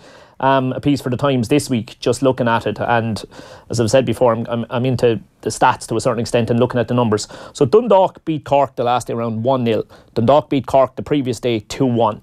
Over 180 minutes, they were Dundalk's only 3 shot on target. Right. They've had 3 shots on target in 180 minutes of football against Cork. Cork have Dundalk's measure. Cork know better than any team in this league by a country mile how to try and deal with Dundalk. I suppose on the flip side, their only problem is they don't seem to really have figured out how to cause Dundalk massive problems. But they're certainly able to stop Dundalk better than any other team in this era. And I think we could be looking at 120 minutes and penalties and the whole lot again. It wouldn't surprise me at all. Just going back briefly to the attendance thing, Owen. I had a look at this. The Dublin Cork ladies football game in GA, the final this year, it attends at 50,141. And I've been to other ladies football games in that championship in the league final. I went to the league final last year, Donegal Cork, and the crowds are tiny. But they put a huge push into the final because it's their shop window. It's live on TV. This is the game they're trying to sell and trying to think it might attract people back. And I think the same approach should be taken with the FAI Cup final.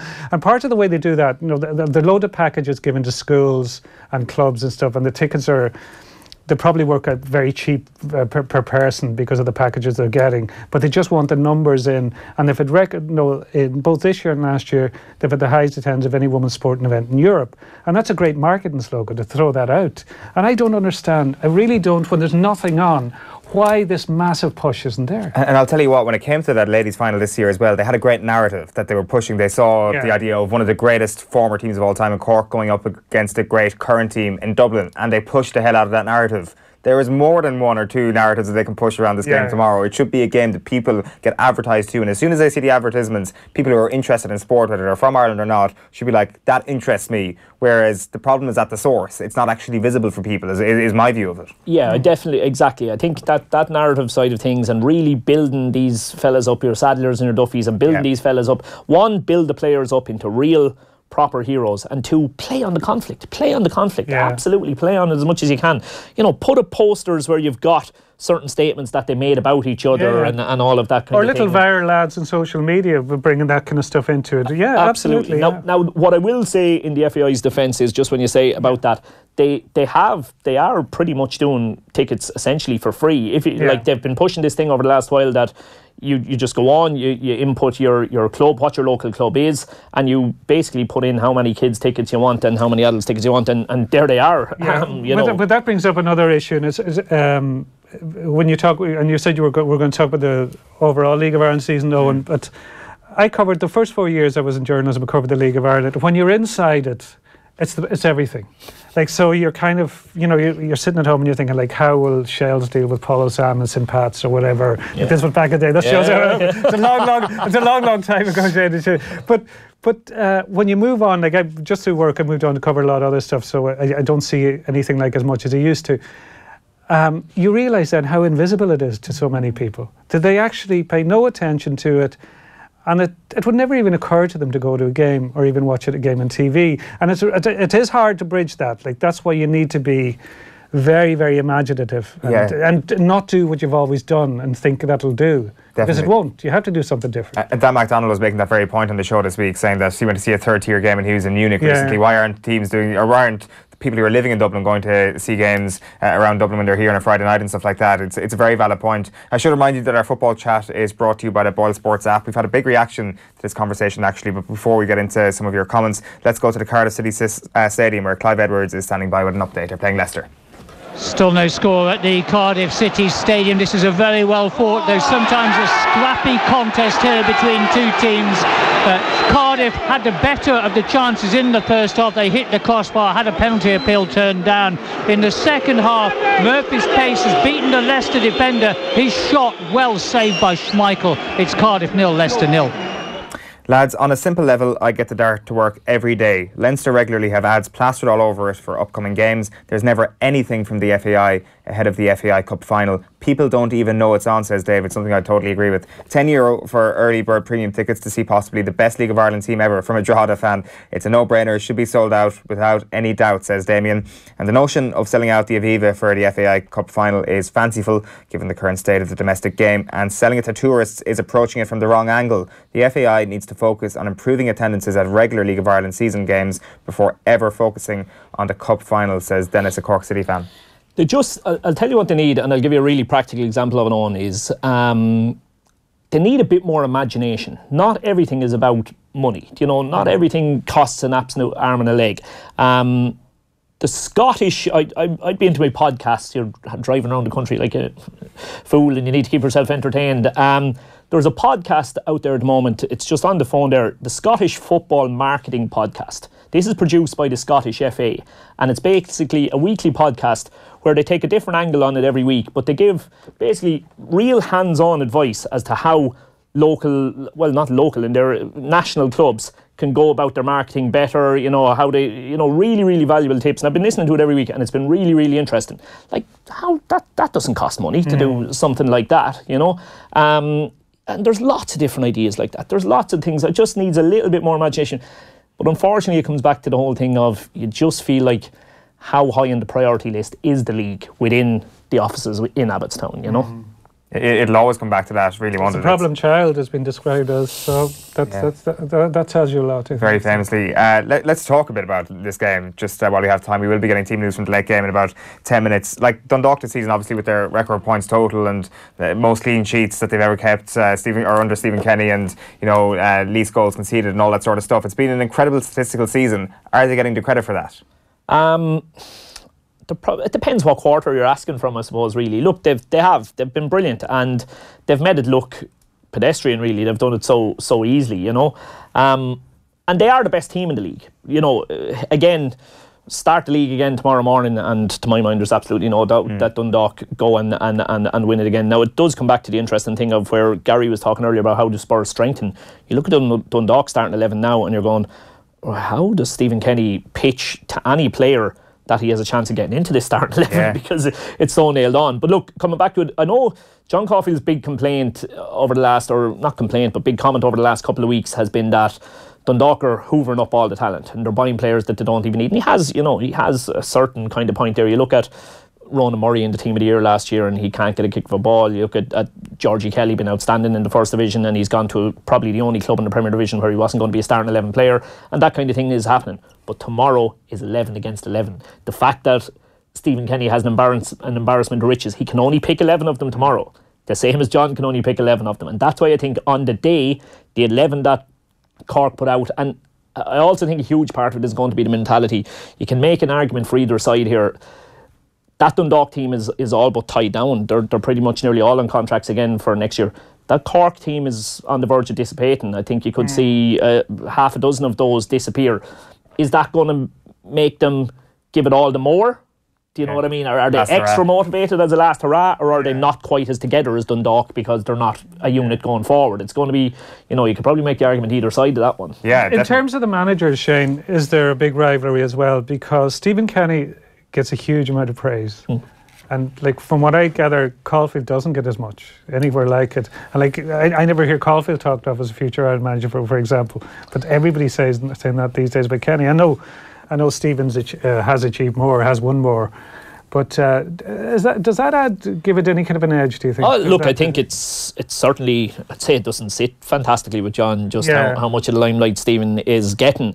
John's narrative there would be, well, look at the finances. And I know John O'Connor on Twitter, who does some fantastic financial pieces around the League of Ireland, put out some more figures today in terms of the wage bills over the last few years and just how far ahead. I mean, the Dundalk one appears in the 2017 season to have been almost double the Cork one. Right. And in fact, Shamrock Rovers one was higher than the Cork one, so it was. So John has a point there to a certain extent, but also their achievements aren't on a parallel. You can't give them the same amount of credit when John's won one and Stephen's been doing it back to back year after year. But there's no doubt it doesn't sit well with either with either of the two of them. I don't think. Look, to be honest with you, without going too much into it, I know both of them reasonably well, and they're actually two fellas who are very different personality types, really. Okay. So they are. They're not two fellas who, if they weren't involved in football and they lived in the same town, I can't imagine them being two fellas who'd have a pint downtown on a Friday night. Anyway, do you know what I mean? They're just different, very different kind of fellas and different kind of approaches. So they are, which is you do get that sense as well looking at it from the outside in. Just to break away for a moment, there's been a couple of goals in the Premier League. Let's go to Cardiff against Leicester. Here's Clive Edwards.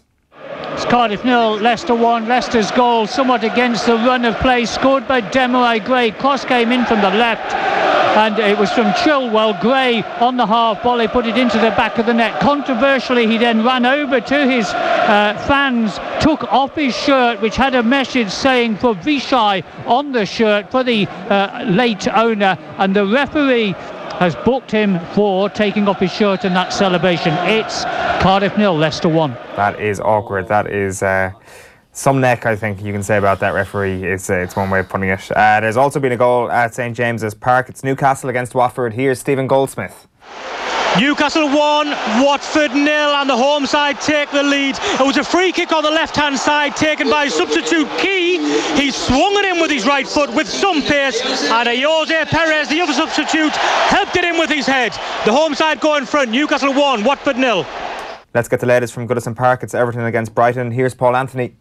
It's Everton 2, Brighton 1, and Seamus Coleman's second half strike still separates these two sides, but Everton in total control of this game. Garner Gay's also seen a shot hit the base of the post before Walcott volleyed over from the resulting cross, and Keane has headed over from 12 yards out for the hosts as well. Brighton are just about to make their first substitution after offering very little going forward in this second half. Anthony Knockout stripped and ready to come on. It's Everton 2, Brighton 1. And Guy Swindles is watching West Ham against Burnley. Here's the latest. West Ham 1, Burnley 1. Pattern of this game continuing the second half. West Ham having most of the possession, doing most of the attacking, but having to watch Burnley if they break, something they've done dangerously on a couple of occasions. As it is, the nearest West Ham have come to retaking the lead. There's been a really good Arnautovic effort from 25 yards, which forced a good save from Hart. Snodgrass's effort was also spilled by the keeper, but there was no one from West Ham there to back it up. So at the moment it's West Ham 1, Burnley 1. Marty from Kilkenny's been in touch to say that the FAI have always tried to build from the top down. Club football at all levels is ignored because it takes long-term creative thinking. Not hiring a cut-and-paste Dutchman or whatever nationality is in. Brian Kerr was the last visionary within the FAI. And another text, don't they do a thing in Germany where your match ticket works on public transport? FAI should work with travel people to make going to games more incentivised. Another one of those ideas that don't cost too much but could have a big impact. Who's going to win this game tomorrow, Shane? I'm going to go with Cork. Yeah, I am. After extra time and penalties? It could possibly go the full distance, all right. It could possibly go the full distance. I don't know why. I don't have any real logical reason for it. I just think that the hatred almost of everything they've had to endure this year is going to fire Cork to a level that they haven't produced earlier this year. And as I say, I genuinely don't think there's a whole lot between the two sides. And look, I could be wrong. Put it this way. If one team is going to win the game well, it'll be Dundalk. Yeah. I don't think Cork have it within them to beat Dundalk 2 or 3-0. If Cork aren't at their best tomorrow, and Dundalk do have it within them to win it 2 or 3-0. But I just see Cork putting in their performance of the season tomorrow. I really do. Yeah, it's going to be a cracker. We're going to have updates here and off the ball throughout the afternoon. If you're at nothing and you're around Dublin, go to the match tomorrow. It is going to be a cracker. Go and support the FAI Cup as well. We do want to talk Paddy McCourt. Last game last night wasn't a fairy tale ending. Came off injured after like 15 minutes. Yeah, but look, he'll be the first to say that the most important thing was going to be the result last night, and not what happened with Paddy. Would Paddy have preferred to have played 90 minutes and Limerick have won the game and Finn Harps not have gone up? Absolutely not. No way whatsoever. Again, we talk about the league and wanting to build the league up and how do you push the league and all that kind of thing. Up at Finn Harps for the last 2-3 years, you've got two of the best people that could be held up there as shining lights of all that's good with our league. In what Paddy has done in taking the league so seriously since he came back, he has been absolutely full into it. He really, really has. And then Ollie himself, Ollie Horgan's manager, he's just priceless. He's absolutely priceless. He's a guy I get on particularly well with when it comes to other managers. I'd like to regard myself as being fairly good for going and watching opposition games within the division when you're leading up to playing them, but I've yet to appear at a game that Ollie wasn't at as well. It's phenomenal. He's knowledge of players within the league. He's been involved either as manager or coach of the Irish international schools team for the last nearly 2 decades, I'd say. So there hasn't been a player come through Ireland that hasn't kind of passed through him at some stage or another. So his knowledge of players is just incredible. So it is, and I was absolutely delighted. I know there's the flip side of the story, the sad story kind of around Limerick, and it is, we might touch on that as well, what's going on down there. But tough to see him coming back. Yeah, it is, and it's going to be interesting to see what happens with Pat O'Sullivan's involvement and all that. But just staying on Finn Harps, you couldn't, I certainly couldn't, but have a smile absolute with my face last night when I saw the result. Unfortunately, I was caught up with a soccer commitment myself, football commitment myself, so I couldn't actually get to the game. But I was delighted to see the scoreline. And Paddy has been just sensational since he's come. The goals he's scored, his ability on the ball. We played them earlier this season, and we did a video session after it where we were looking back at what we could have done a little bit better, and we were on the attack, and the ball got turned over. And I suppose what I was trying to say to our player was, we had a player standing near Paddy McCourt, and he left Paddy to run and close down another player. And the ball got played out to Paddy. Paddy played, I'm literally talking, the edge of his own 18-yard box to the edge of the opposite 18-yard box. Pinpoint perfection. And that normally his praise is for his dribbling skills. I'll tell you now, his pass range, absolute perfection. And as always happens, a player who played for me the following year or the previous year meets it on the volley straight into the top corner. Sensational goal, right? Tends to happen time and time again. But you're saying to your own player in the video session, leave the fella who has the ball have the ball. Just stand with Paddy. Just stand with Paddy. He's so on a different level to everybody else that you should be making every decision on a football pitch in relation to stopping Paddy McCourt. You really, really should. But also I sent a picture into the lads just before I come into studio as well. Like, there's so many wonderful things you can say about Paddy and everything that he's done over the last while. But a friend of mine was at the game last night, and he just forwarded me on a photo that's quite a while after the game. And basically it's Paddy has come out late after the game, obviously joyous celebrations and dressing room and the whole lot. But as he comes out, he meets a young supporter. I'm not sure whether it's a Finn Harps or a Limerick supporter, young boy with Down syndrome, and you can just see Paddy signing his boots and handing them over to the young fella. I thought that pure again, class. Pure class, absolutely pure class, and you wouldn't expect anything less of the man. I spoke to him in the off season. I tried to nick him from Ollie. I said we'd do this, we'd do that, we'd bend to his every need. If ever there was a player I wanted to get my hands on and try and work with that I haven't managed to achieve, Paddy is the man. But a fantastic career, and great to see them going out with a win, even if he did have to come off with an injury early in the game. Yeah, and it's great. He had a tweet this morning, just one line, and that's a wrap. But it had a picture of his boots, but very appropriately golden boots. Yeah. So because he reminded me very much of the 1970s Mavericks, like the Stan Bowles and the Trevor Cherry, Alan Hudson, Charlie George, these guys who even looked a bit like he had the long hair, kind of skinny build. Like, he wasn't built like footballers now, or built like rugby players used to be built a few years ago. But and he played with that kind of freedom and off the cuff thing. Like, we were talking about Robbie Keane, like his presentation earlier. Like, Robbie was a bit off the cuff as a player. He probably didn't know what he was going to do himself, and I got that impression with Paddy McCourt often.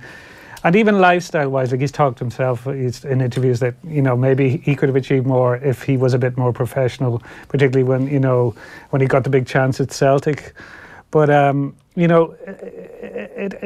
like, watching the league over the years, like, a couple of players that really enjoyed watching would be Jackie Jemison back in the 80s, Tony Sheridan at Shells, Wes Hoolan at Shells, and Paddy McCourt. And they had that X factor. They had something different, like the bit of stardust. And I think there's something, going back to the kind of Roy of the Rovers thing, that people love dribblers. And if something's going out there, a lot of wingers now don't take on their man. They just get the cross in, or they play square, or they cut inside. But like, when you see somebody like that who just relishes taking on the man and trying to beat him, and it's an amazing thing. And I'd like to echo the stuff about Ollie Horgan. Like, Ollie has done brilliantly for Donegal as a county sport. Like, he was PE teacher at St Eunice, Letterkenny. He started coaching with Fanad United in Ulster Senior League, took on the Harps job. I would say he's probably the longest serving manager in the league at the moment. And I remember I for the 2014 All-Ireland final, the one we Donegal gift wrapped and handed to Kerry Owen, you might remember. But I actually took my father to it. I didn't go to the press box, and Ollie was sitting beside me. Like he with a big interest in all sports, and like he is a Galway man, but he's very much an adopted Donegal man as well. But like Ollie could have left at different times because Harps, when they were relegated, there's financial troubles which are always ongoing, but. Like for such a remote rural county and on the Western Seaboard, a huge soccer tradition, Donegal. Like a lot of people mightn't realise. Like I remember Luke did a piece on it before, even with the Donegal senior footballers. Like the amount of them that have gone and trialled England or played underage for Ireland is huge. Even the last three managers, like Declan Bonner played League of Ireland for Finn Harps. He was about to go to Celtic, and Billy McNeil left took the Manchester City job. Rory Gallagher, I know he's not from Donegal, from Fermanagh, but he played underage for Northern Ireland. He was on trials at Blackburn and Aston Villa.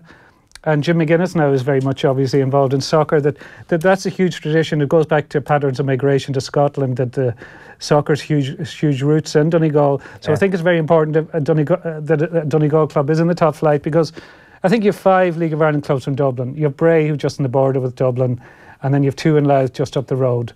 Like that's a large percentage of your league in a tiny pocket.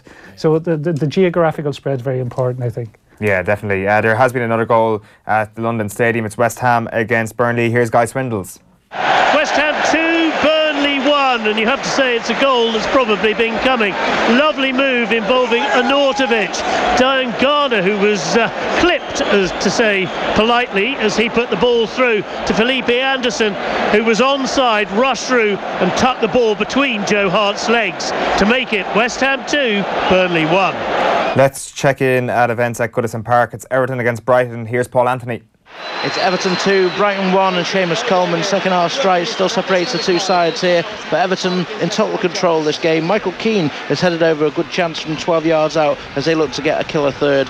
Plenty of substitutions as well. Brighton have made 2. Anthony Knockout and Yves Bissouma have come on to replace Izquierdo and Solly March, while Everton have made one of their own. Bernard has been replaced by Ademola Lookman. It's Everton 2, Brighton 1.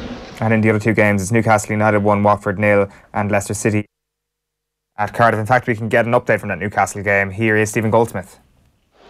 Newcastle 1, Watford 0. The visitors paying for missed chances so far. We know that can bite you in the Premier League, and it's proved so far. Jose Perez got his head on the end of a free kick, whipped into the box by Key, and the home side have a lead to protect. They nearly scored another. Rondon missing a close range header.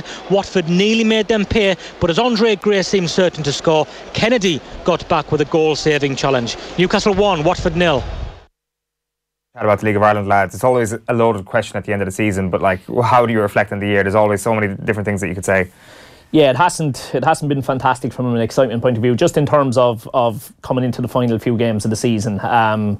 The Bray were relegated, doomed fairly early. It was tied up fairly early that Limerick were going to be in the playoff spot. Dundalk had it wrapped up, and even the European places were wrapped up, because it was, always looked like it was going to be the big 2 in the cup final again, which meant that 4th was going to be enough to get you for Europe. So there hasn't been a whole lot to shout about, and it's been a really kind of drab finish, which is why we need a big game tomorrow. Really, you want people going away with their last memory being of something really positive about the league, and tomorrow is the last chance to make that last memory.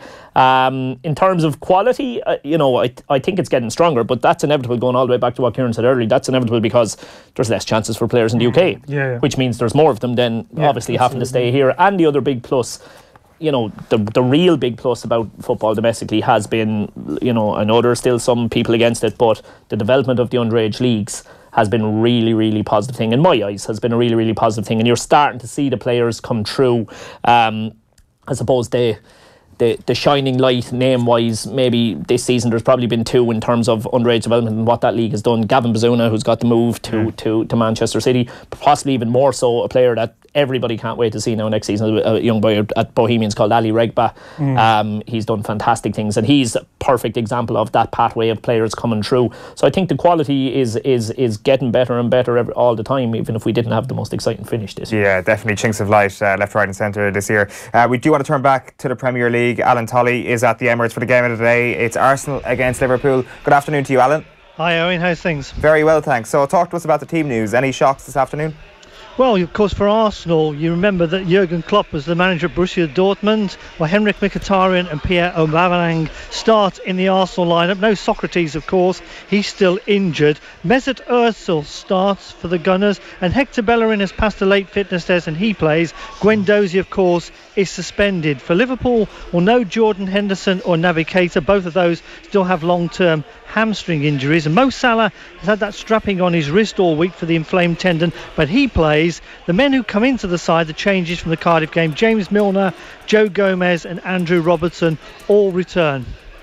Yeah, in the context of the optics of the season, it is a huge game tonight, Alan. Of course, Arsenal versus Liverpool is always a huge game, but if Liverpool fail to get all 3 points against an Arsenal team that perhaps have been stuttering over the last 7 days, that draw at Crystal Palace last week, it really does hamper their Premier League title aspirations. Whereas on the flip side, if Arsenal go along and win this game, then suddenly are we talking about them as potential title contenders?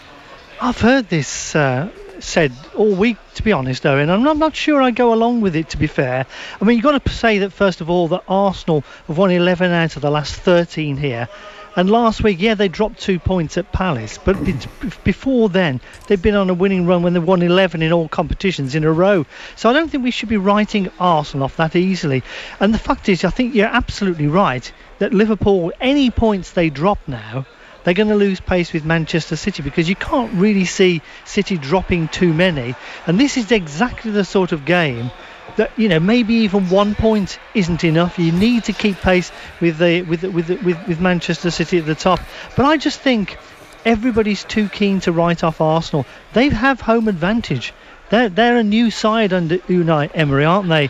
And I'm not sure this is a foregone conclusion for Liverpool. Yeah, absolutely. Alan, enjoy the game. We'll chat to you later. Yeah, cheers, mate. Let's get some quick thoughts from Kevin Kilban. He's been looking ahead to Arsenal against Liverpool.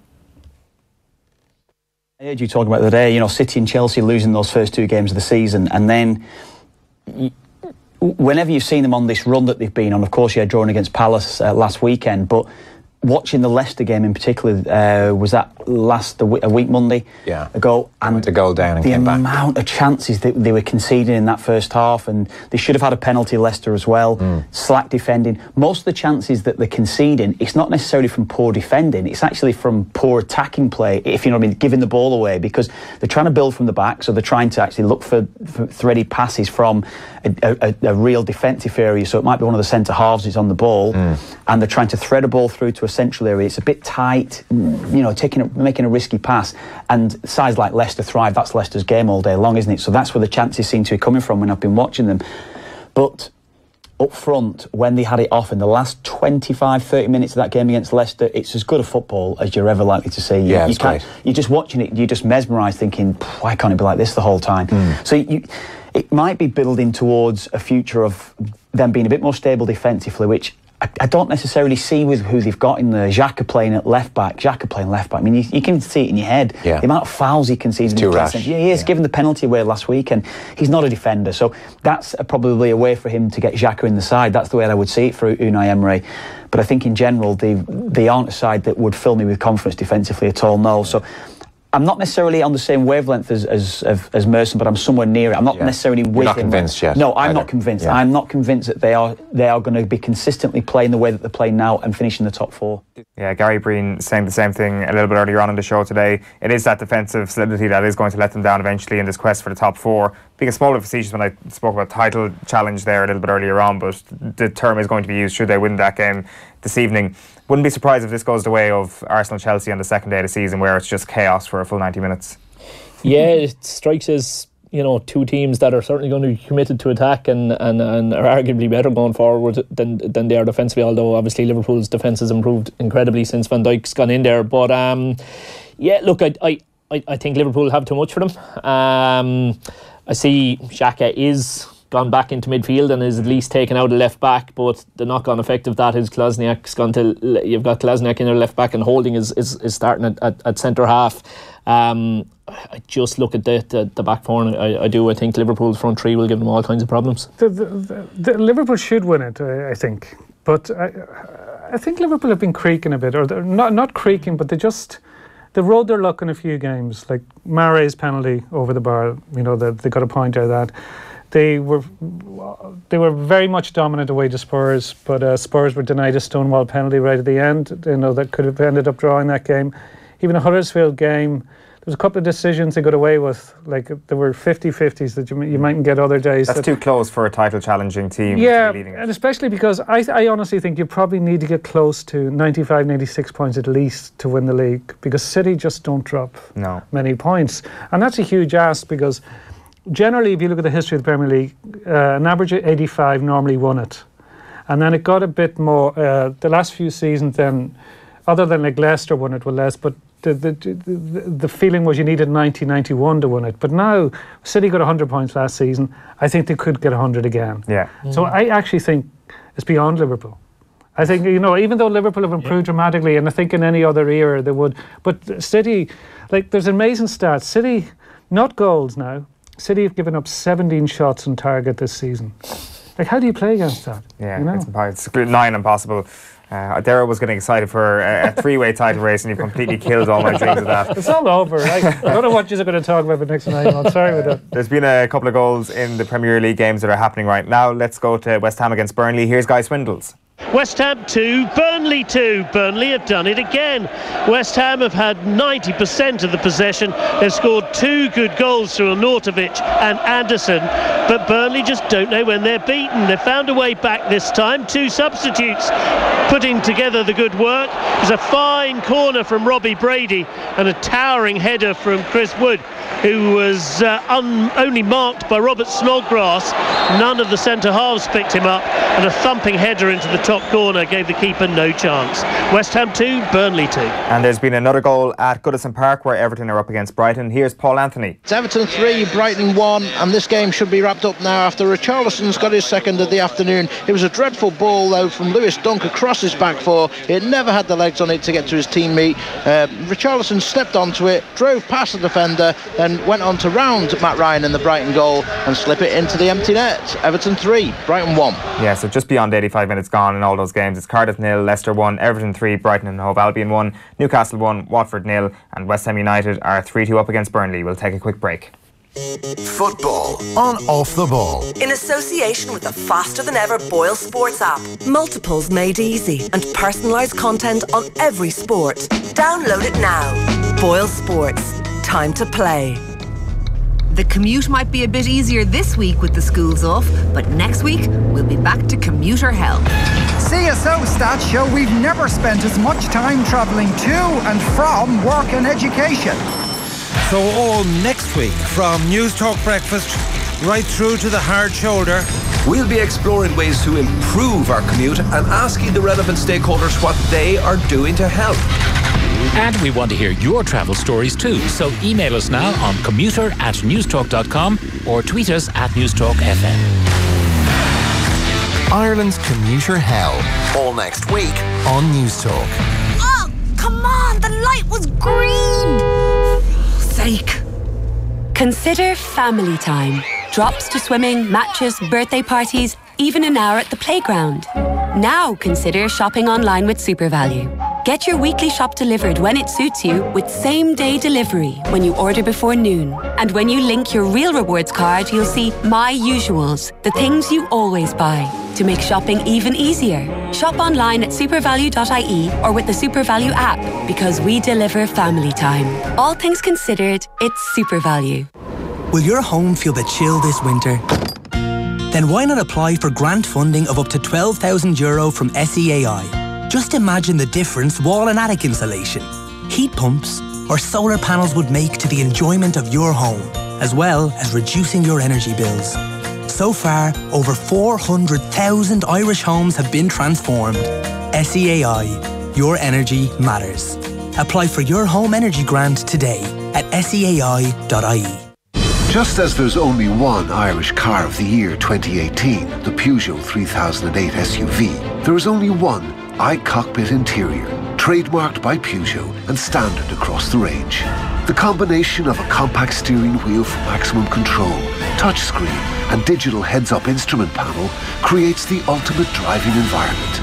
Test drive the Peugeot 3008 today. Never has an SUV gone so far. See Peugeot.ie for details. Maybe your dream has a twin exhaust, or 7 seats, or leather upholstery. Maybe your dream comes with a marble worktop, or a walk-in wardrobe. Maybe it fits on your finger, or maybe it covers the world.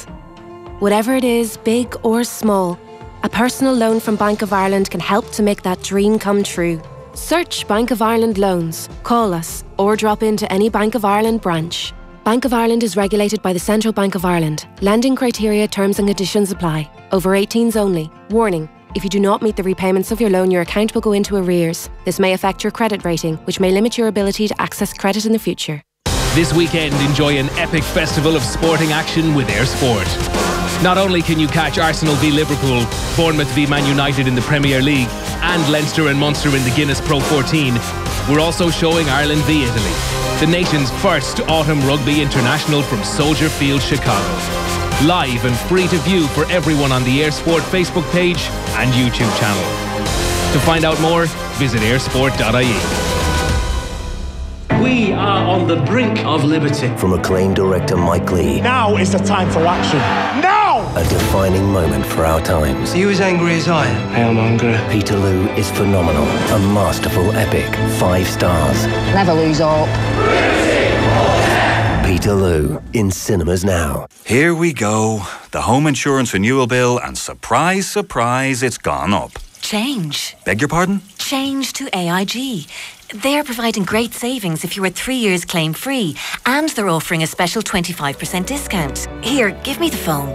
Make the change. Visit AIG.ie or call us and see how much time and money you could save. Thank you, AIG. Normal underwriting acceptance criteria apply. Minimum premium of €210 ex levies applies and optional extras not included. Applies to new AIG direct home residential customers only. Offer valid until 30th of November 2018. AIG Europe Limited is authorised by the Prudential Regulation Authority of the United Kingdom and is regulated by the Central Bank of Ireland for conduct of business rules. Brooks Hotel's central location, just 2 minutes from Grafton Street, offers 4-star luxury in Dublin city centre. A boutique hotel with charm and personality, whether for business or pleasure. Check out our winter rates on brookshotel.ie and discover the difference at Brooks. Football on Off the Ball. In association with the faster than ever Boyle Sports app. Multiples made easy and personalised content on every sport. Download it now. Boyle Sports. Time to play. You're very welcome back. There's been another goal at the London Stadium where West Ham are up against Burnley. Guy Swindles has got the story. West Ham 3, Burnley 2. For the third time this afternoon, West Ham have taken the lead. Second goal this afternoon created by the triumvirate of Diangana, Arnautovic and Anderson. This stage, good run from Diangana, set up Arnautovic. He looked to get a shot away.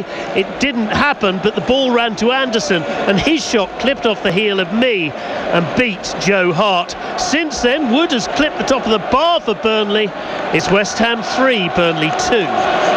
Shane Keegan and Kieran Cunningham are with me in studio for the next few minutes just to round off the day's action in terms of the 3 o'clocks, but you've been keeping an eye on some of the Irish abroad as well? Yeah, I'd like to just see who's featuring over there. See, Ryan Manning has come off the bench for Rotherham at 1-0 down and scored twice to put them 2-1 up. Good stuff. I would have had Ryan's younger brother with us at Galway last year, Ron, and they're a talented family, and he would strike me as a player who should certainly be pushing to get in a full Irish squad over the next while, that's for sure. Richie Towell played the full game. It appears in centre midfield in that game as well. Yeah, good to see him making a bit of a resurgence, Ryan Manning. Kieran, you've been keeping an eye on Aidan McGeady? He's always fascinated me, Aidan McGeady. So he scored twice today for Sunderland's second goal of penalties. But it's amazing to think he's 92 caps, and because the amount of we're just talking this off air, like a lot of he seemed to wind a lot of fans up in a lot of games. But he was a player I always liked, and as a personality, I liked him. He's a bit spiky. Have you ever talked to him? And he's a bit abrasive, but a very bright lad, and. It's just a pity he never really fulfilled his potential. Like he was Player of the Year in Scotland at a very young age. He was coveted by everybody. Like everybody looked at him, Barcelona, Bayern, when he was 17, 18, and it just never. Like Spartak move, he did okay in Spartak, and it was a brave move to do that. But just the Everton thing never worked for him, and I don't think he ever really recovered from that. Good day for Galway men by the looks of things too. Joe Shaughnessy with an injury time winner for St Johnstone away to Hibs. Right, okay. Good. Yeah, We are going to talk a small bit very quickly about the Hibs manager, Neil Lennon. He's been in the news this week. We'll play a clip here just before we get to the full times. He's revealed that he may quit as Hibernian coach, claiming he's being targeted in Scottish football for being a Catholic. I've thought about walking around as manager at Celtic. And again, with all the furore and all the empty vessels talking after Wednesday, people, spouting opinions and totally getting the wrong end of things. Yeah, I may reconsider my position again. Not happy with some of the comments that have come out afterwards. People should know better. It's, pretty poor. All this, I was goading people, I bring it on myself. There's an effigy outside Tynecastle saying, "Hang Neil Lennon." That was before the game. Did I bring that on myself? First of all, we need to get the perpetrators who, one, assaulted Bobby Zamal, two, threw coins onto the pitch, and not just at me, at the assistant linesman. Did he bring it on himself? Did Marvin Bartley bring it on himself? Did Bobby Zamal bring it on himself? Why do I bring it on myself then when people attack me or throw things at me? This is the mentality that needs to change. It's embarrassing. There's been a litany of assaults and other things. Why? Because I'm a football manager. People will be blinkered and say it's his fault, he's aggressive and reactive.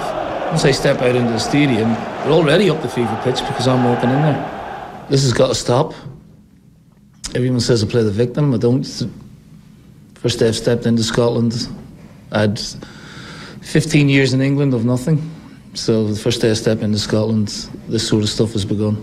Your good friend Martin Riley said yesterday that it was the fact that you were Catholic, Irish, yes, and played for Celtic. Yes. Do you agree with all those comments? 100%. There's no other way. Listen, everyone tries to skirt around it. That's the basis of it. Has been since 2000. You call it sectarianism here in Scotland, I call it racism. If a black man is abused, you're not just abusing the colour of his skin, you're abusing his culture, his heritage, his background. It's the exact same. There's a problem. It's a big problem. And you all turn your back on it, you all laugh about it, you all brush it aside. It's right there in all its glory at times. If you want to call it glory, it's the wrong word. And I keep hearing these, one Scotland, we're a democracy, which we are, we're open to everyone. At times it hasn't been the case for me. That's a grim situation. Yeah. Look, I think that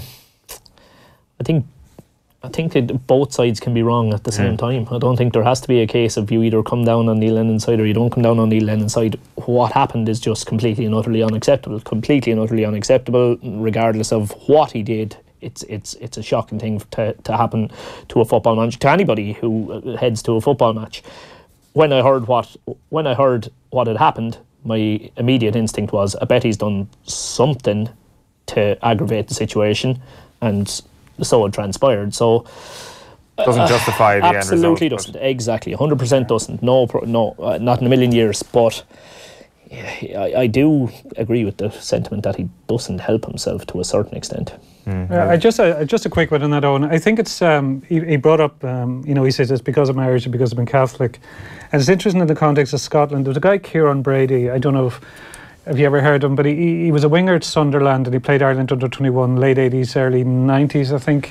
But he was a huge talent, but injury cut short his career. But he got very much involved in the kick it out anti-racism movement in football in the UK. But he left it over a rift over, he said they weren't taking anti-Irish racism in Scotland seriously. He was from Glasgow, Kieran Brady was Glasgow Irish. And if you think back to the abuse Aidan McGeady and James McCarthy got, like I don't know if people remember, when James McCarthy was playing for Hamilton, he was playing for Hamilton when he was only 16, first team football. Every away ground, he used to get serious abuse because of his decision to opt for Scotland.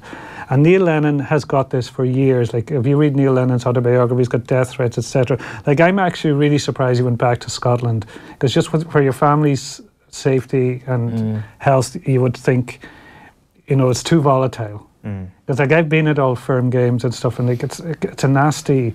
There's a nasty undercurrent to stuff. Even though people say it's been cleaned up a bit, there is nasty stuff still goes on there, and sectarian stuff. So It's. I think he'd be better off out of there. Yeah, I think you might have a point there. We are going to get to some of the full times, but before that, there has been another goal in the West Ham Burnley game. Have Burnley got a late equaliser? Here's not Graham Miller. Here's Guy Swindles. West Ham 4, Burnley 2. Perhaps finally this time West Ham will hold on to the lead. They've had it 3 times so far in this match. It was a lovely goal. Anderson, super ball to Antonio, who chested the ball into the path of Javier Hernandez, who dug the ball out from underneath his feet and then found a way to poke the ball above Hart. It really was a fine finish, and a fine finish to this match. West Ham 4, Burnley 2. It is full time at St James's Park. It was Newcastle against Watford. Stephen Goldsmith's got your report. Newcastle 1, Watford 0. A first Premier League win of the season for Newcastle, and relief around St James's Park palpable. 2 enforced substitutes made the goal. Key whipped in a free kick, and Perez glanced it into the net with his head. Watford missed a host of chances before that, and in injury time, Okaka, with the goal at his mercy, skied the ball over the bar. The home fans can breathe easily. It finished Newcastle 1, Watford 0. Paul Anthony has been watching Everton against Brighton. Let's get his full-time report from Goodison Park. Everton 3, Brighton 1, and Marco Silva's side returned to winning ways after Richarlison found his scoring boots once again to earn the hosts a third straight home league win. The Brazilian fired Everton in front after a neat 1-2 between Bernard and Sigurdsson before Lewis Dunk headed Brighton level 7 minutes later. But Everton were always in control of this game, and Seamus Coleman fired them back in front 4 minutes into the second half, and the 3 points were confirmed when Richarlison ran onto a terrible square pass from Dunk to round Ryan and finish the visitors off. Everton 3, Brighton 1. It's been a tough week for everybody at Leicester City Football Club. They were away to Cardiff today. Clive Edwards got the full-time report. Cardiff 0, Leicester City 1. The final whistle has just gone, and the Leicester players are hugging each other. They're in a huddle of emotion inside their own 18-yard area. They've won this game by a single goal scored by Demarai Gray. A hard-fought contest, sometimes a scrappy contest. It means a lot to the Leicester players. It means a lot to the Leicester fans, who are all holding up their scarves, dressed in white T-shirts, commemorating their late owner. It's finished Cardiff 0, Leicester 1. So just running down through all the scores today, if you were just joining us from the Premier League, it finished Bournemouth 1, Manchester United 2 in the early game, and then in the 3 o'clock kickoffs, Leicester City, as you've just been hearing, went to Cardiff and won 1-0. Everton beat Brighton and Hove Albion 3-1. Newcastle beat Watford 1-0, with West Ham getting that 4-2 win over Burnley. Later on tonight at 7:45, it's Wolves against Spurs, and at 5:30 it is Arsenal against Liverpool. Shane and Kieran, thanks a million for your company this afternoon. We'll chat to you again soon, no doubt. We're going to take a quick break, and afterwards we'll be going to all the grounds to get a more considered report, and we'll be going to Chicago to look ahead to Italy against Ireland. Football on Off the Ball. In association with the faster than ever Boyle Sports app. Multiples made